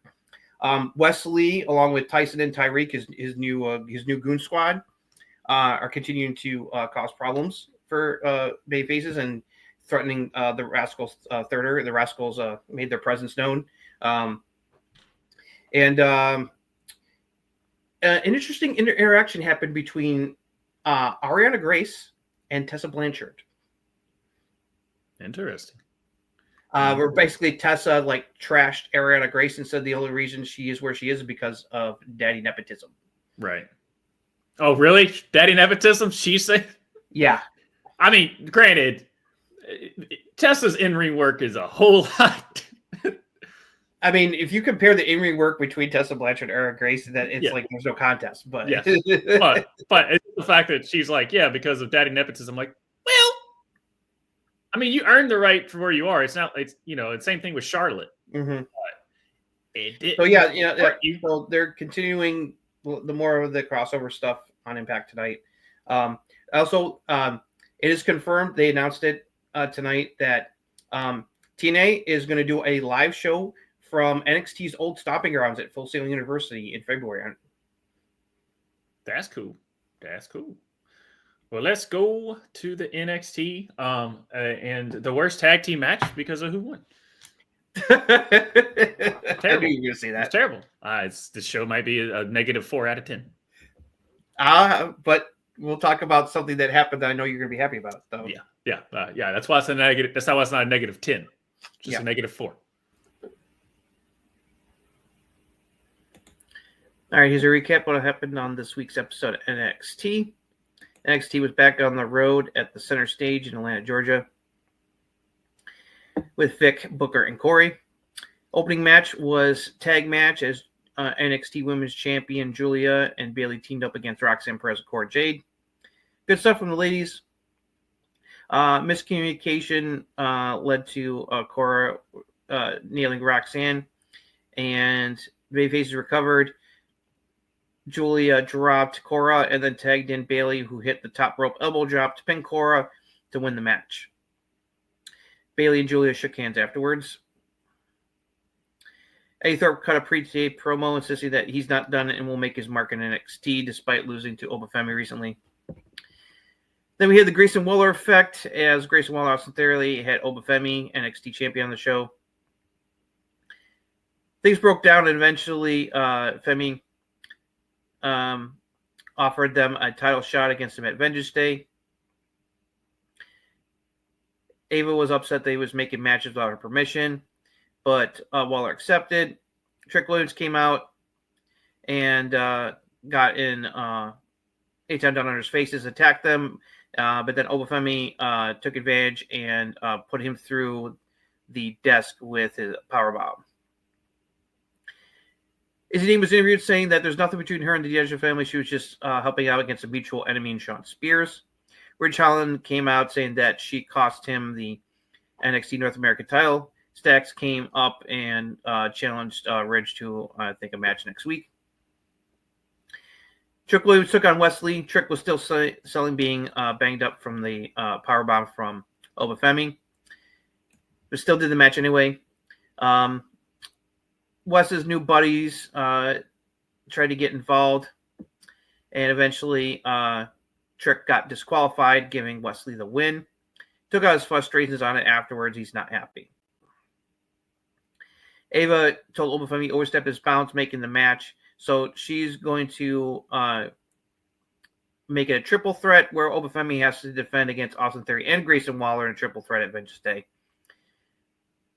Trick was venting his frustrations at Ava, and she said that he and Oba Femi will team up against A-Town Down Under in a tag match next week when he wants to get a rematch for the title. Then we had a women's North American title match as Fallon Henley defending against Shotzi. Gigi Dolan and Tatum Paxley took care of JC Jane and Jasmine Nix at ringside to neutralize them, and they brawled to the back, leaving the two of them alone one-on-one. Fallon Henley was able to hit her new finisher, famouser, called the Hoedown on Shotzi to win and retain the title. After the match, Stephanie McCurry came out and stared down Fallon, and it was announced by the announce team that Stephanie will face Fallon Henley for the Women's North American Championship at Vengeance Day. Kalani Jordan and Carmen Fetcherick got into it in the back. Kalani saying that she didn't help out Carmen for her. She wanted to make Jada Parker pay and trashed her and Ashante Don's relationship, pissing off Carmen Petrovic, and that set up a match between the two of them for next week. Ava announced that Julia will defend the NXT Women's Championship against Bayley and Roxanne Perez when Roxanne and Cora were coming to complain to her. Roxanne, of course, was very excited about this, but Cora Jade was not happy about this at all. Then we had Ethan Page taking on Cedric Alexander. Cedric trying to get revenge on Ethan for his recent actions. He defeated Cedric with the twist of fate. He went to try to hurt him again afterwards, but Javon came out and make the save. Fatal Influence said Stephanie McCurry is not going to take the title from Fallon Henley and would face and they're going to set up Stephanie facing JC Jane in a one-on-one match next week. Then Josh Briggs and Yoshiki Inamura were shown in the back. Josh giving him a vest just like him, so as they look to get a tag team title shot against Fraxium and win the tag titles together. Speaking of tag titles, we got to the main event match, and WWE Women's Tag Team titles were on the line as Naomi and Bianca Belair defended against Metaphor, Kira Jackson, and Lash Legend. Metaphor put up a good challenge. It looked like they were almost won the titles, but the champs were able to cover and hit a double KOD to win the match and retain the championship.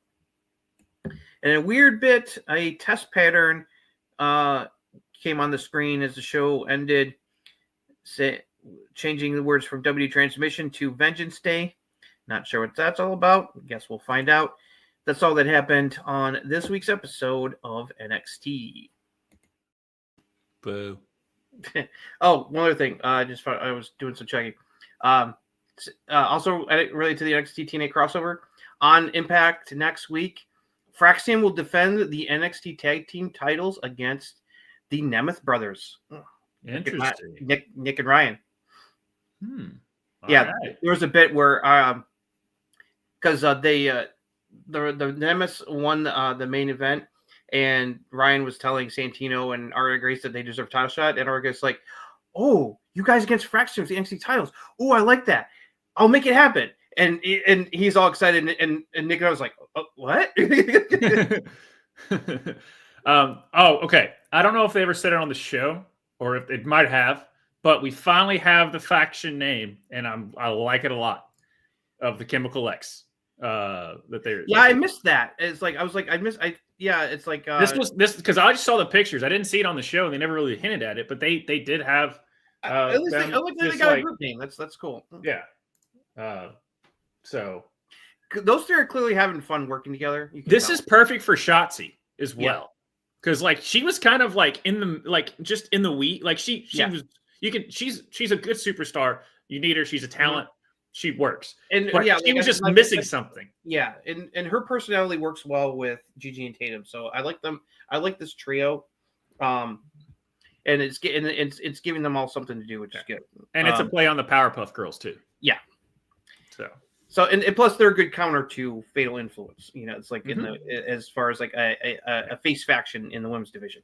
How does who's involved with the naming factions on NXT compared to Raw? Because we have Fatal Influence and Chemical X, and then the Pure Fusion Collective. Yeah, Pure Fusion Garbage Collective. Pure Boring Collective. And apparently, we forgot. Speaking about the Pure Boring Collective, that badass missile dropkick. Dakota Kai suffered a concussion. Yeah, Dakota Kai got a concussion off that missile dropkick, unfortunately, and so she's not going to be in the because it wasn't anybody's fault. She's not going to be cleared in time for the Rumble, so she's going to miss the Rumble. Just feel bad for Dakota because every time it feels like they're trying to give her some momentum, she gets hurt. Yeah, it's like I feel so bad for her. Just having the worst luck. I really enjoyed that tag team match, other than who won. But it was yes. I'm surprised they kicked off the show. Me too, but it made sense that they wanted to have the tag title match be the main event. Because of the but that was a good choice for opener because crowd was into it. They love Bayley and Julia, and Cora and Roxanne are getting the good heel heat right now. I wasn't surprised the babyface won. I was surprised that Cora took the pin, which is a little weird because she's trying to go after Masha Slamovich for the Knockouts Championship over on TNA. So a little weird she's taking the pin. They're going to protect Roxanne right now. It makes sense, and plus they didn't want Bayley to lose either. So I wasn't surprised, but I was just like, okay, well, it's like that's a choice. And Julia shouldn't, in my world, ever take a pin until she loses the title, but I don't book. But then we got the interesting development where, they're bitching to Ava again. And Ava's like, look, if you'll let me finish, you're going to get your rematch in a triple threat with you and Bayley against Julia at Vengeance Day. And two things. Number one, while she was bitching to Ava, she mentioned how Cora was the one who ate the pin, and you saw Cora's face. Like, excuse me? And then she got even more angry when the title match was announced, and Roxanne was like, "Oh yeah," and no, I'm not happy. And then immediately Roxanne was like, "No, I'm sorry." So I was like, "It's happening." I was it's like, "Happening." Josh, she's planted. Josh, she's planted. It's happening. We're getting the blow off you before she goes to Raw and does that. We're getting that. I need the DIY. I need the DIY. I need that. So, and then did you also notice that during the picture-in-picture during the title match, they showed Cora going to talk to Ava about something? Mm-hmm. I think Cora's going to try to make it a fatal four-way at Vengeance Day. Yeah. You're going to try to get herself inserted in the title match. And then you're going to get the full fallout because then they're both going to be fighting over trying to win the title. Plus, you're going to have Bayley involved. So I have a feeling that I will not be surprised if it becomes a fatal four-way that Cora finds her way to get herself inserted into the title match. Yeah. And then Julia wins. Julia will win. Cora and Roxanne have their thing, and then Roxanne does the main roster. Then maybe hopefully Roxanne Bayley at WrestleMania. I wouldn't hate it. Because Bayley's made it clear. She said publicly that she would love to wrestle Roxanne at WrestleMania. Or Mom comes back and teaches her daughter a lesson. Which that could still happen. It can still happen. I'm still having hope. Yeah. So so she's like, well, but Cora ate the pin, and like the look on her face, I was like, uh-oh. And then when she was all happy and Cora was all, I was like, oh, it's here we go. She's planted. Yeah. GIF saying Hardy's NXT. I don't hate it. Yeah. It could happen. Hardy's versus Flagship could still happen. Yep. And then I need Jane Topran. Jason Jane deserves a little bit more to do. She's kind of taking a backseat because Fallon Henley has been like the head of the group as the women's champion. That title match between her and Shotzi was a good match. And then we got what I've been waiting for, her versus Stephanie Vaquer. That's going to kick ass. Well, that NXT North American title is Not going to be hers for very much longer. I don't see how it's like. I don't see Stephanie losing her first title match. No. I think this is a little bit different than the Julia situation because that was right after Julia debuted. Right. So it's like they wanted to build toward her beating Roxanne for the title, which was the way to go, and that worked. But Stephanie's been around for a couple months now, so it's like I'm like, oof, kiss that title goodbye, Fallon. Yep. And then to top it all off, I was like, remember last week when I was complaining about how they're booking Wes Lee? Yeah. And just when I thought they could go any more dumber, they do something like this and totally redeem themselves and just give me a match with him and Trick. That's it. That's all I wanted. I just want him to be back in that picture. And I like that they've paired Tyson and Tyreek with Wes. Yes. Because that's helping elevate those two guys. Exactly. So it's like they got their own new faction going on. We don't have a name for them yet, but it's like they're an alliance. They showed up on Impact last week and cost the Rascals the NXT Tag Title match against Fraxium. So Wes is still causing trouble for Josh's boys, the Rascals over in TNA. And he's made it clear that he wants the NXT Championship, which I'm like, yes, you should want it. Because we've said before, it's like who needs to challenge Oba? It's because like Oba is a tweener now. He's kind of more babyface than anything at this point. I would love to see Wes Lee be the one to dethrone Oba, although they're probably going to tease Tony D'Angelo doing it because of their history. But I would love to see Wes Lee get an NXT title run before he gets called up. Yeah, I think he will be too. I think he's. I think this is going to be a big. I think they're definitely building toward Wes having a good year because, because they need other stuff. Because like Oba Femi's at the top, Trick's about to leave. He's going to be called up soon because they're building toward his exit, just like they're building. This whole feud with Bayley is building toward Roxanne leaving NXT and going to the main roster.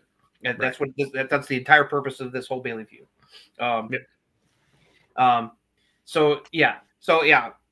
Julia's So the multi-title match, that's going to be interesting. That's probably going to be a great match, especially whether if it stays a triple threat or if Cora finds a way to weasel her way into the match and becomes a fatal four-way. That's going to be great. Julia's not going to lose the title. Stephanie Becker is highly likely to beat Fallon Henley. So then you're going to have Julia and Stephanie as the top two women's champions in the division, and it's like we're going to be off and running for the rest of the year. Is Sol Roca hurt? I think either her or Zarya may be a little banged up, which is why they haven't been wrestling much lately. So hopefully that will change, and they're both going to get back in the ring. Because I want to see them get back into the top. Both of them get back in the title picture. And I think that's more likely once Stephanie wins like the North American title. Then you can have some great matchups for both Stephanie and Julia in the women's division, going forward. Because I think Julia and Stephanie are going to be at the top here for quite a while here for the rest of the year. And then next year is when they're going to get called up. And it's like, because you don't need to rush it with those two, especially I'd like to see, them have some good title runs in NXT before they get called up. So, have a nice, good run with the title like Roxanne did this past year. They deserve that. And so, things are really starting to cook up and heat up in the NXT women's division. As per usual. Yeah. And,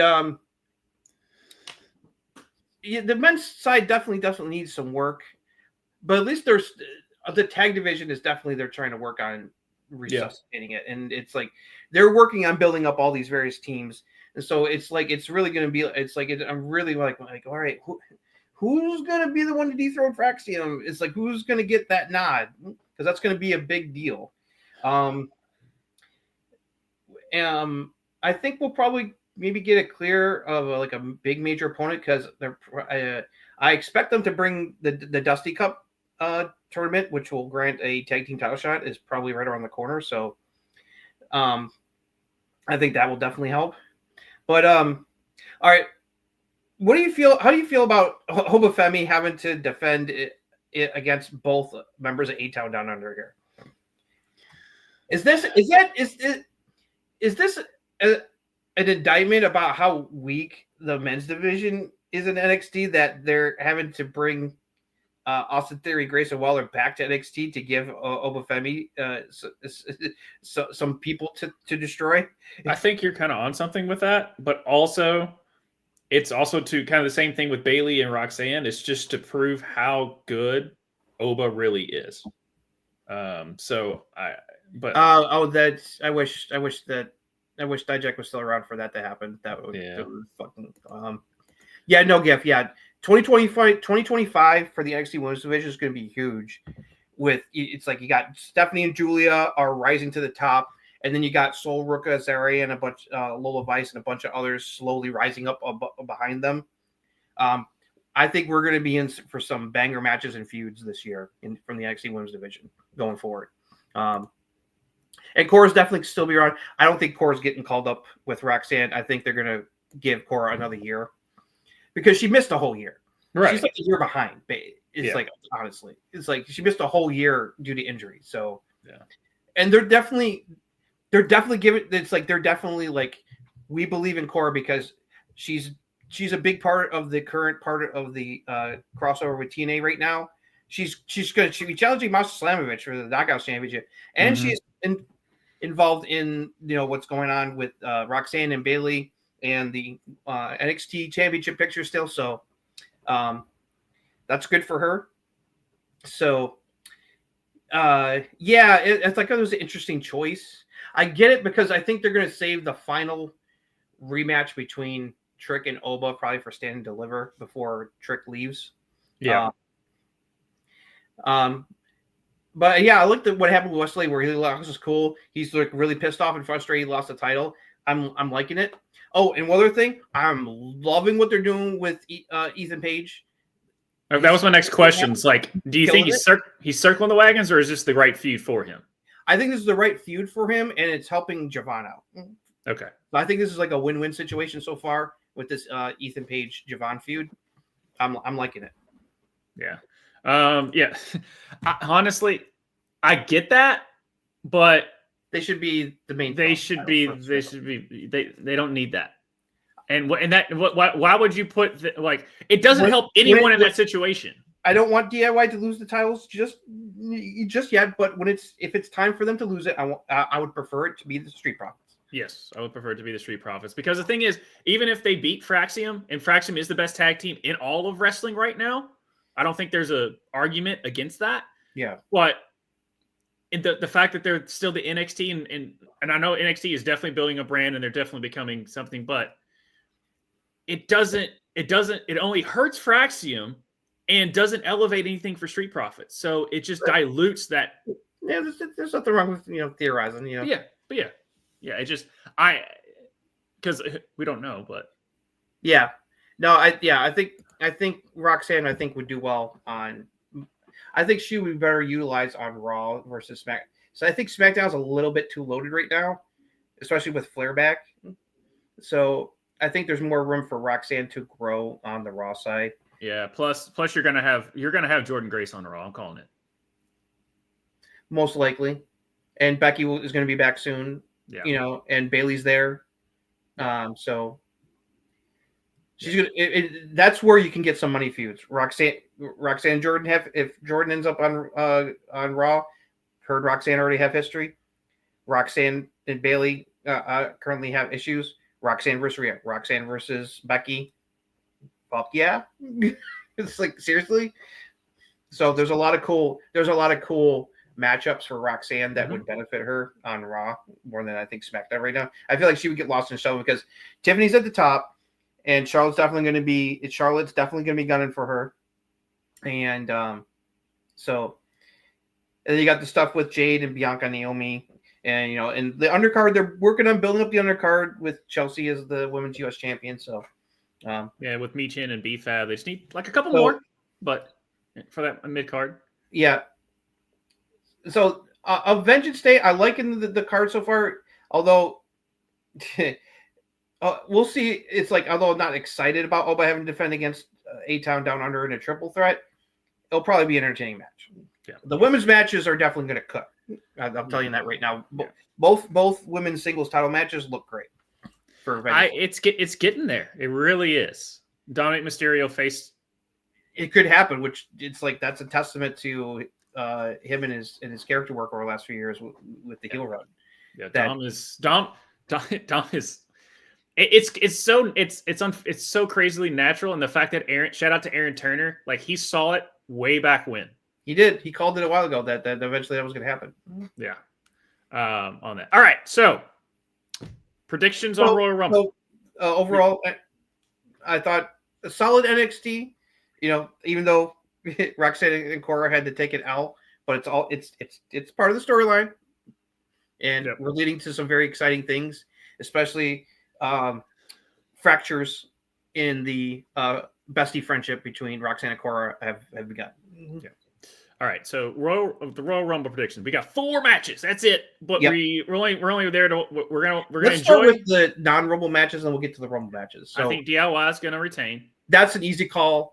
I think the easy for both of the non-Rumble matches, DIY is going to retain, and Cody's going to retain. Right, and I think Randy Orton's going to help Cody. That's my. I will not be surprised if Randy makes his return and helps destroy KO during the ladder match.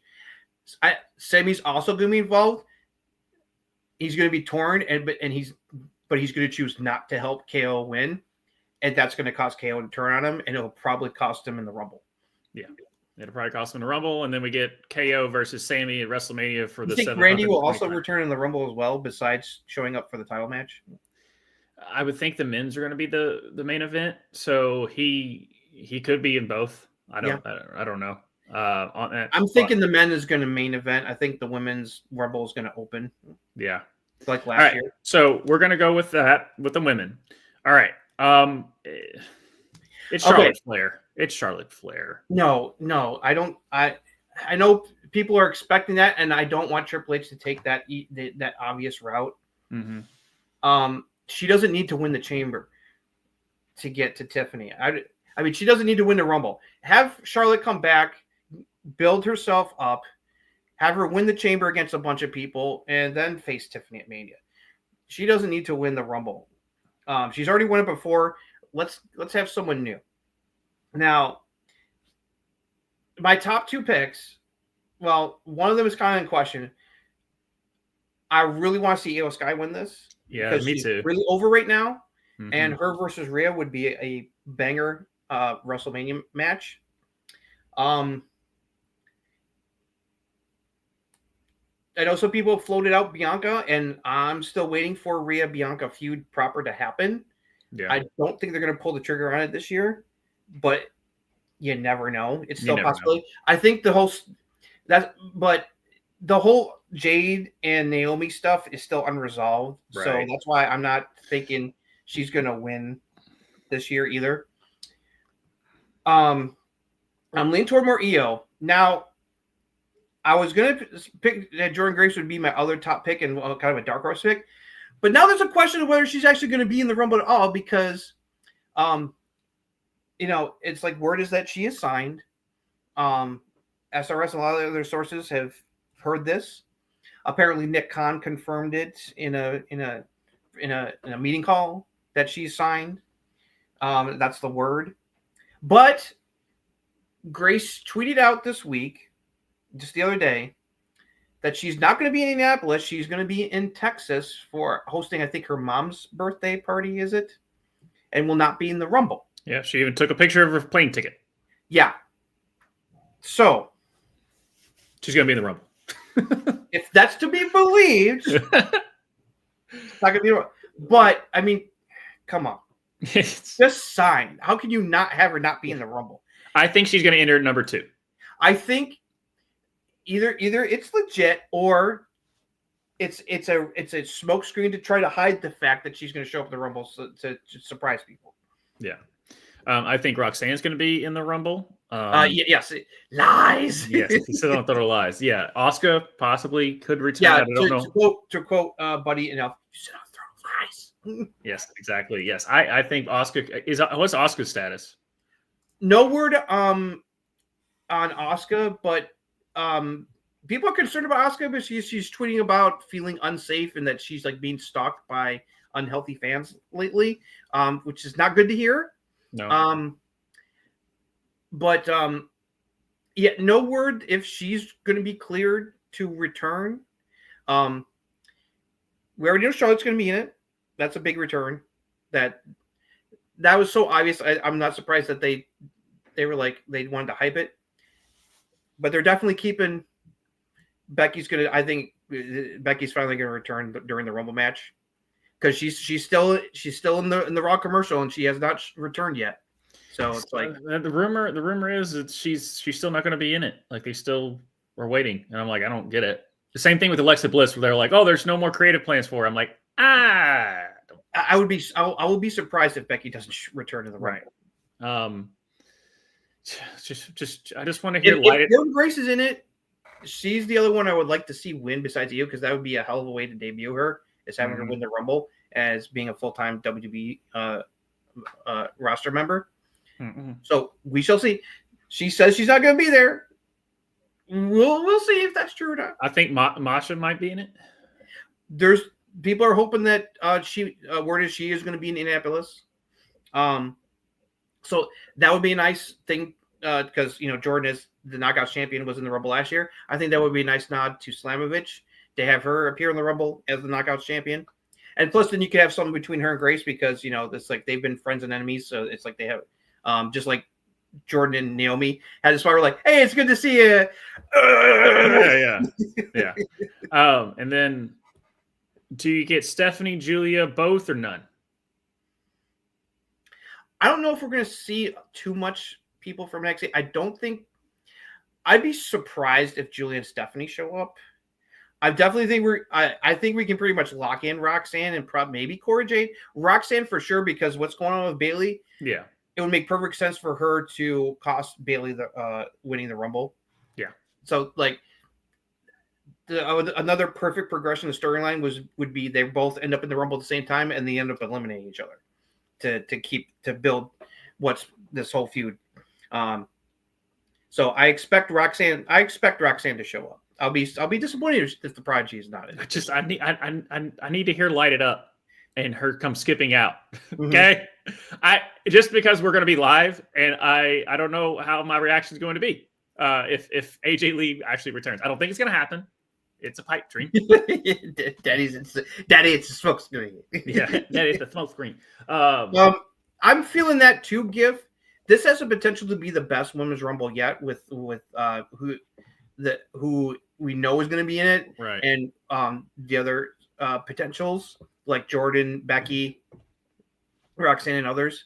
This has a potential, if booked right, could be the best women's Rumble yet. Just on star power alone. So you still think Charlotte's going to win? I'm going to go with Io, with my backup choice being Jordynne Grace to show up. Yeah, I mean, I think I know I got what you're saying with Jordynne. I think they're going to have Jordynne in the Elimination Chamber. That would make sense. If Jordynne's going to be in it, I would like to see Jordynne like make Final Four at least. Yeah, she's not going to win. I would think she would need to make like the Final Four somewhere around there. For that, but all right, so you're going with Charlotte. I'm going to go with Charlotte, and that's because we all know where we're going with it. It's Tiff. We've been talking about Tiffy Charlotte forever. Yeah, Charlotte and Tiffy are on a collision course. It's guaranteed. We've been talking about that forever. So I can't. We were talking about that match last year when she got called up while Charlotte was out. So yeah, I just don't see where and how they're building it to where she doesn't. It'd be the boring pick. The Io would be the exciting pick because she's someone.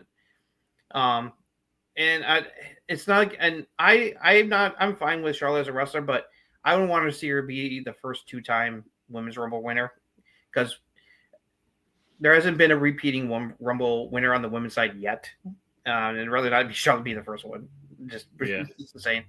So no, I mean, I'm with you. We were both very big on having Io win it. because how over she is. Yes, Yeah. Jordynne Grace in the back of my mind would be cool. Obviously, Roxanne Perez. I don't think Jordynne's gonna win, but she's like my dark horse pick. Where I would be perfectly happy if she won, but I'm really rooting for Io to win this one. No, okay. So here's the hard one. The men's. This is a little bit harder. Before we get into our predictions, I do want to shout out. This has been the best build to a Royal Rumble match that I can remember. This is one of the better builds because the star power on this one is super high.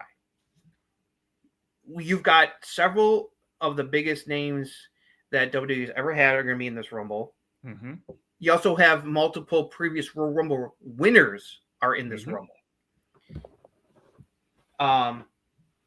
So you got Roman. Roman's won the Rumble before. Drew, previous Rumble winner. Rey Mysterio, previous Rumble winner. Johnson. Cena, 2-time Rumble winner. Punk has never won the Rumble. Never gotten the WrestleMania main event. That's what he's chasing. Orton's probably going to be in it. So there's Orton's probably going to be in it. We know LA Knight's going to be in it. Jey Uso. Jacob Fatu's probably going to be in it. Braun Breaker. Solo.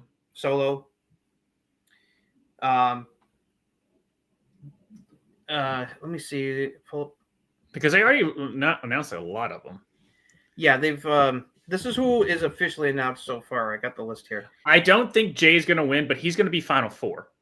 So far, the confirmed people who are officially announced in the Men's Rumble: Cena, LA Knight, Punk, Jey Uso, Roman, Seth, Drew, Rey Mysterio, Sami Zayn, Shinsuke, Logan Paul, and Penta.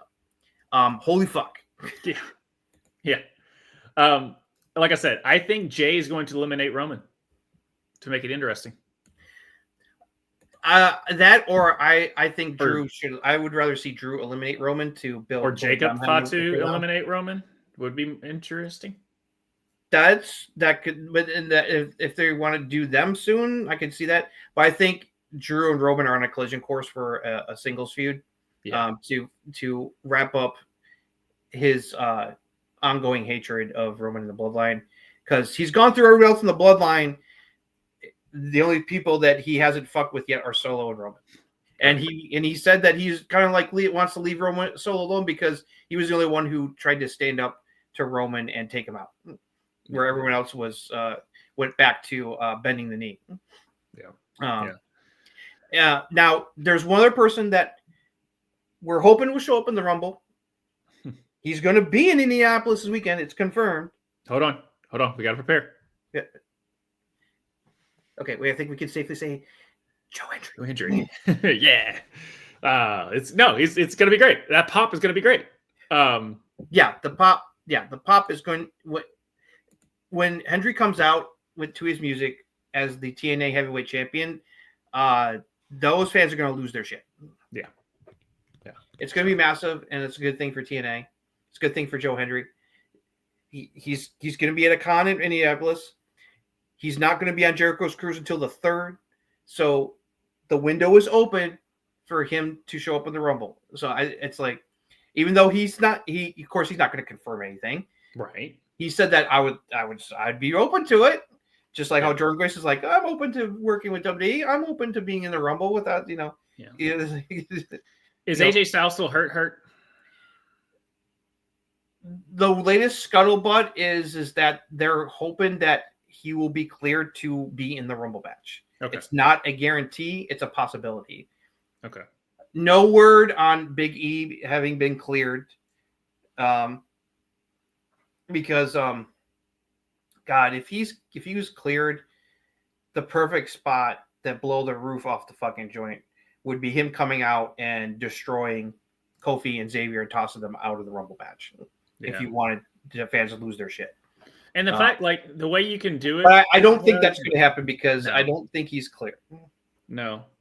And shout out to Big E. He doesn't he voice a role in Spider-Man? Yeah, the new Friendly Neighborhood Spider-Man cartoon. He voices a character. I don't know which character. I haven't looked it up yet, but yeah, he's a part of the cast. So he's doing some work. He also was on some show on Peacock as well. He made an appearance. Yeah, but it was Stephanie Shu show. Yeah. Where she's like all of her people that she hooked up with before in the past just started dying. Yeah, it's called Laid. Yeah. Yeah. He played one of her exes. Yeah. So we're expecting to believe. Yes. I'm so excited for that. very But excited. as far as so I have been on the mindset of Cena, as far as my mind. My heart kind of wants Punk. Because I don't know, that Punk Cody feud would be fun. Yeah, I was okay with Cena, but I don't want Roman. I don't need Cody and Roman again. I don't want it. No, I've seen people wanting Roman to win it. It's like they're not going to do Cody Roman again for a third year. Cody Roman is eventually going to happen again, but they're not going to do it again right away. No. Plus, he's got a Drew McIntyre problem that's coming for him. He's got a lot of problems. And also, he and Punk are definitely going to be on a collision course in the near future because of the whole favor situation. Yep. So that seed has been planted. Say what you will about CM Punk, he's still very popular. He's over. I like the work he's doing. His feud with my man last year was the feud of the year, and we got one of the best matches of the year, if not the best match with Hell in the Cell between the two of them at Blood. So, in the WWE, the Ospreay Danielson match was. Cena does not need to win and go to Mania and chase number 17 just yet. He's got the whole year. You can really stretch out him going after 17 until the middle of the year or even to SummerSlam. You don't, and plus, Cody and Cena, well, yeah, that'd be cool to see. I think after what we saw on Monday, Cody Punk would be more exciting. Mm-hmm. Because you wonder, could Punk win the championship? Because if it's Cody Cena, Cody's not losing. They're not going to drop the title to Cena. Yeah, I'm with you. This week we've been saying this for a while. Of Cena versus Logan Paul at WrestleMania. If Cena doesn't win the Rumble, whoever tosses him is probably going to be his WrestleMania opponent. Yeah. We that's a debate. That's always a debate we go back and forth because Drew's already good, but that Punk feud, because he stepped his game up. But I will never be mad if he. I will not be upset if he wins a Rumble for a second time and joins the multi-Rumble winner club. But I don't see Drew winning this year as much as I would. So, I would not mind it. Because Cody Drew would be awesome. I'd love to see that. Yeah. So that being said, Joe Hendry, right? No, I like I said, I'll tell you what though, Cena, my heart says Punk. Yeah. I think you can pretty much guarantee that Cena and Punk are going to be part of the Final Four, at the very least. Cena, Punk, Jay, I think those three are going to be part of the Final Four. And maybe Seth or Drew. Maybe Seth, Drew, or Roman. Mm-hmm. Because like I said, I think Jey Uso is, or either Jacob is going to. I think the smart choice is for Jacob to eliminate Drew or Jacob to eliminate Roman. I think that's the smart choice. There. Now, that being said, who knows who shows up? Could Brock Lesnar return and then he throws over Roman and we have that for the gosh dang 30th million time? Maybe. Don't need Brock. Don't care. Just throwing I'm also not worried about Oldberg showing up either. No, and he doesn't have to main event against Gunther, even though they might do that. Yeah, at WrestleMania.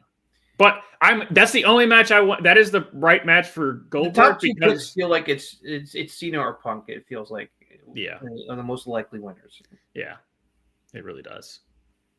For that, so all right. So yeah, just for those who know, my brain says Cena, heart says Punk. Justin, McIntyre's. Heart says McIntyre, head says Punk. Okay, so we're all over the place. That being said, Joe Hendry's going to win. But I think Joe Hendry's going to have a hell of a run, though. I think Joe Hendry's going to have a great time in there. I think also, like you were saying, Trick Williams or Oba in the Royal Rumble. I need that. You never know. But we'll know this Saturday. If you tune in here to Ruckus Wrestling, watch along with us, dual screen it have multiple monitors up, have us in one, have the sound on for us, and then have the Royal Rumble on for the other one to watch Justin and I react. One other thing. I know some people floated out like Rock making a surprise appearance in Winter Rumble. No, fuck that shit. No, sorry. If he is, I would hate that. Actually, to be honest, I think that would be a terrible idea, and I think the fans wouldn't like it. The pop will be great, but some fans will be like, "What?" Just because of how he's been since that Netflix episode. But anyway.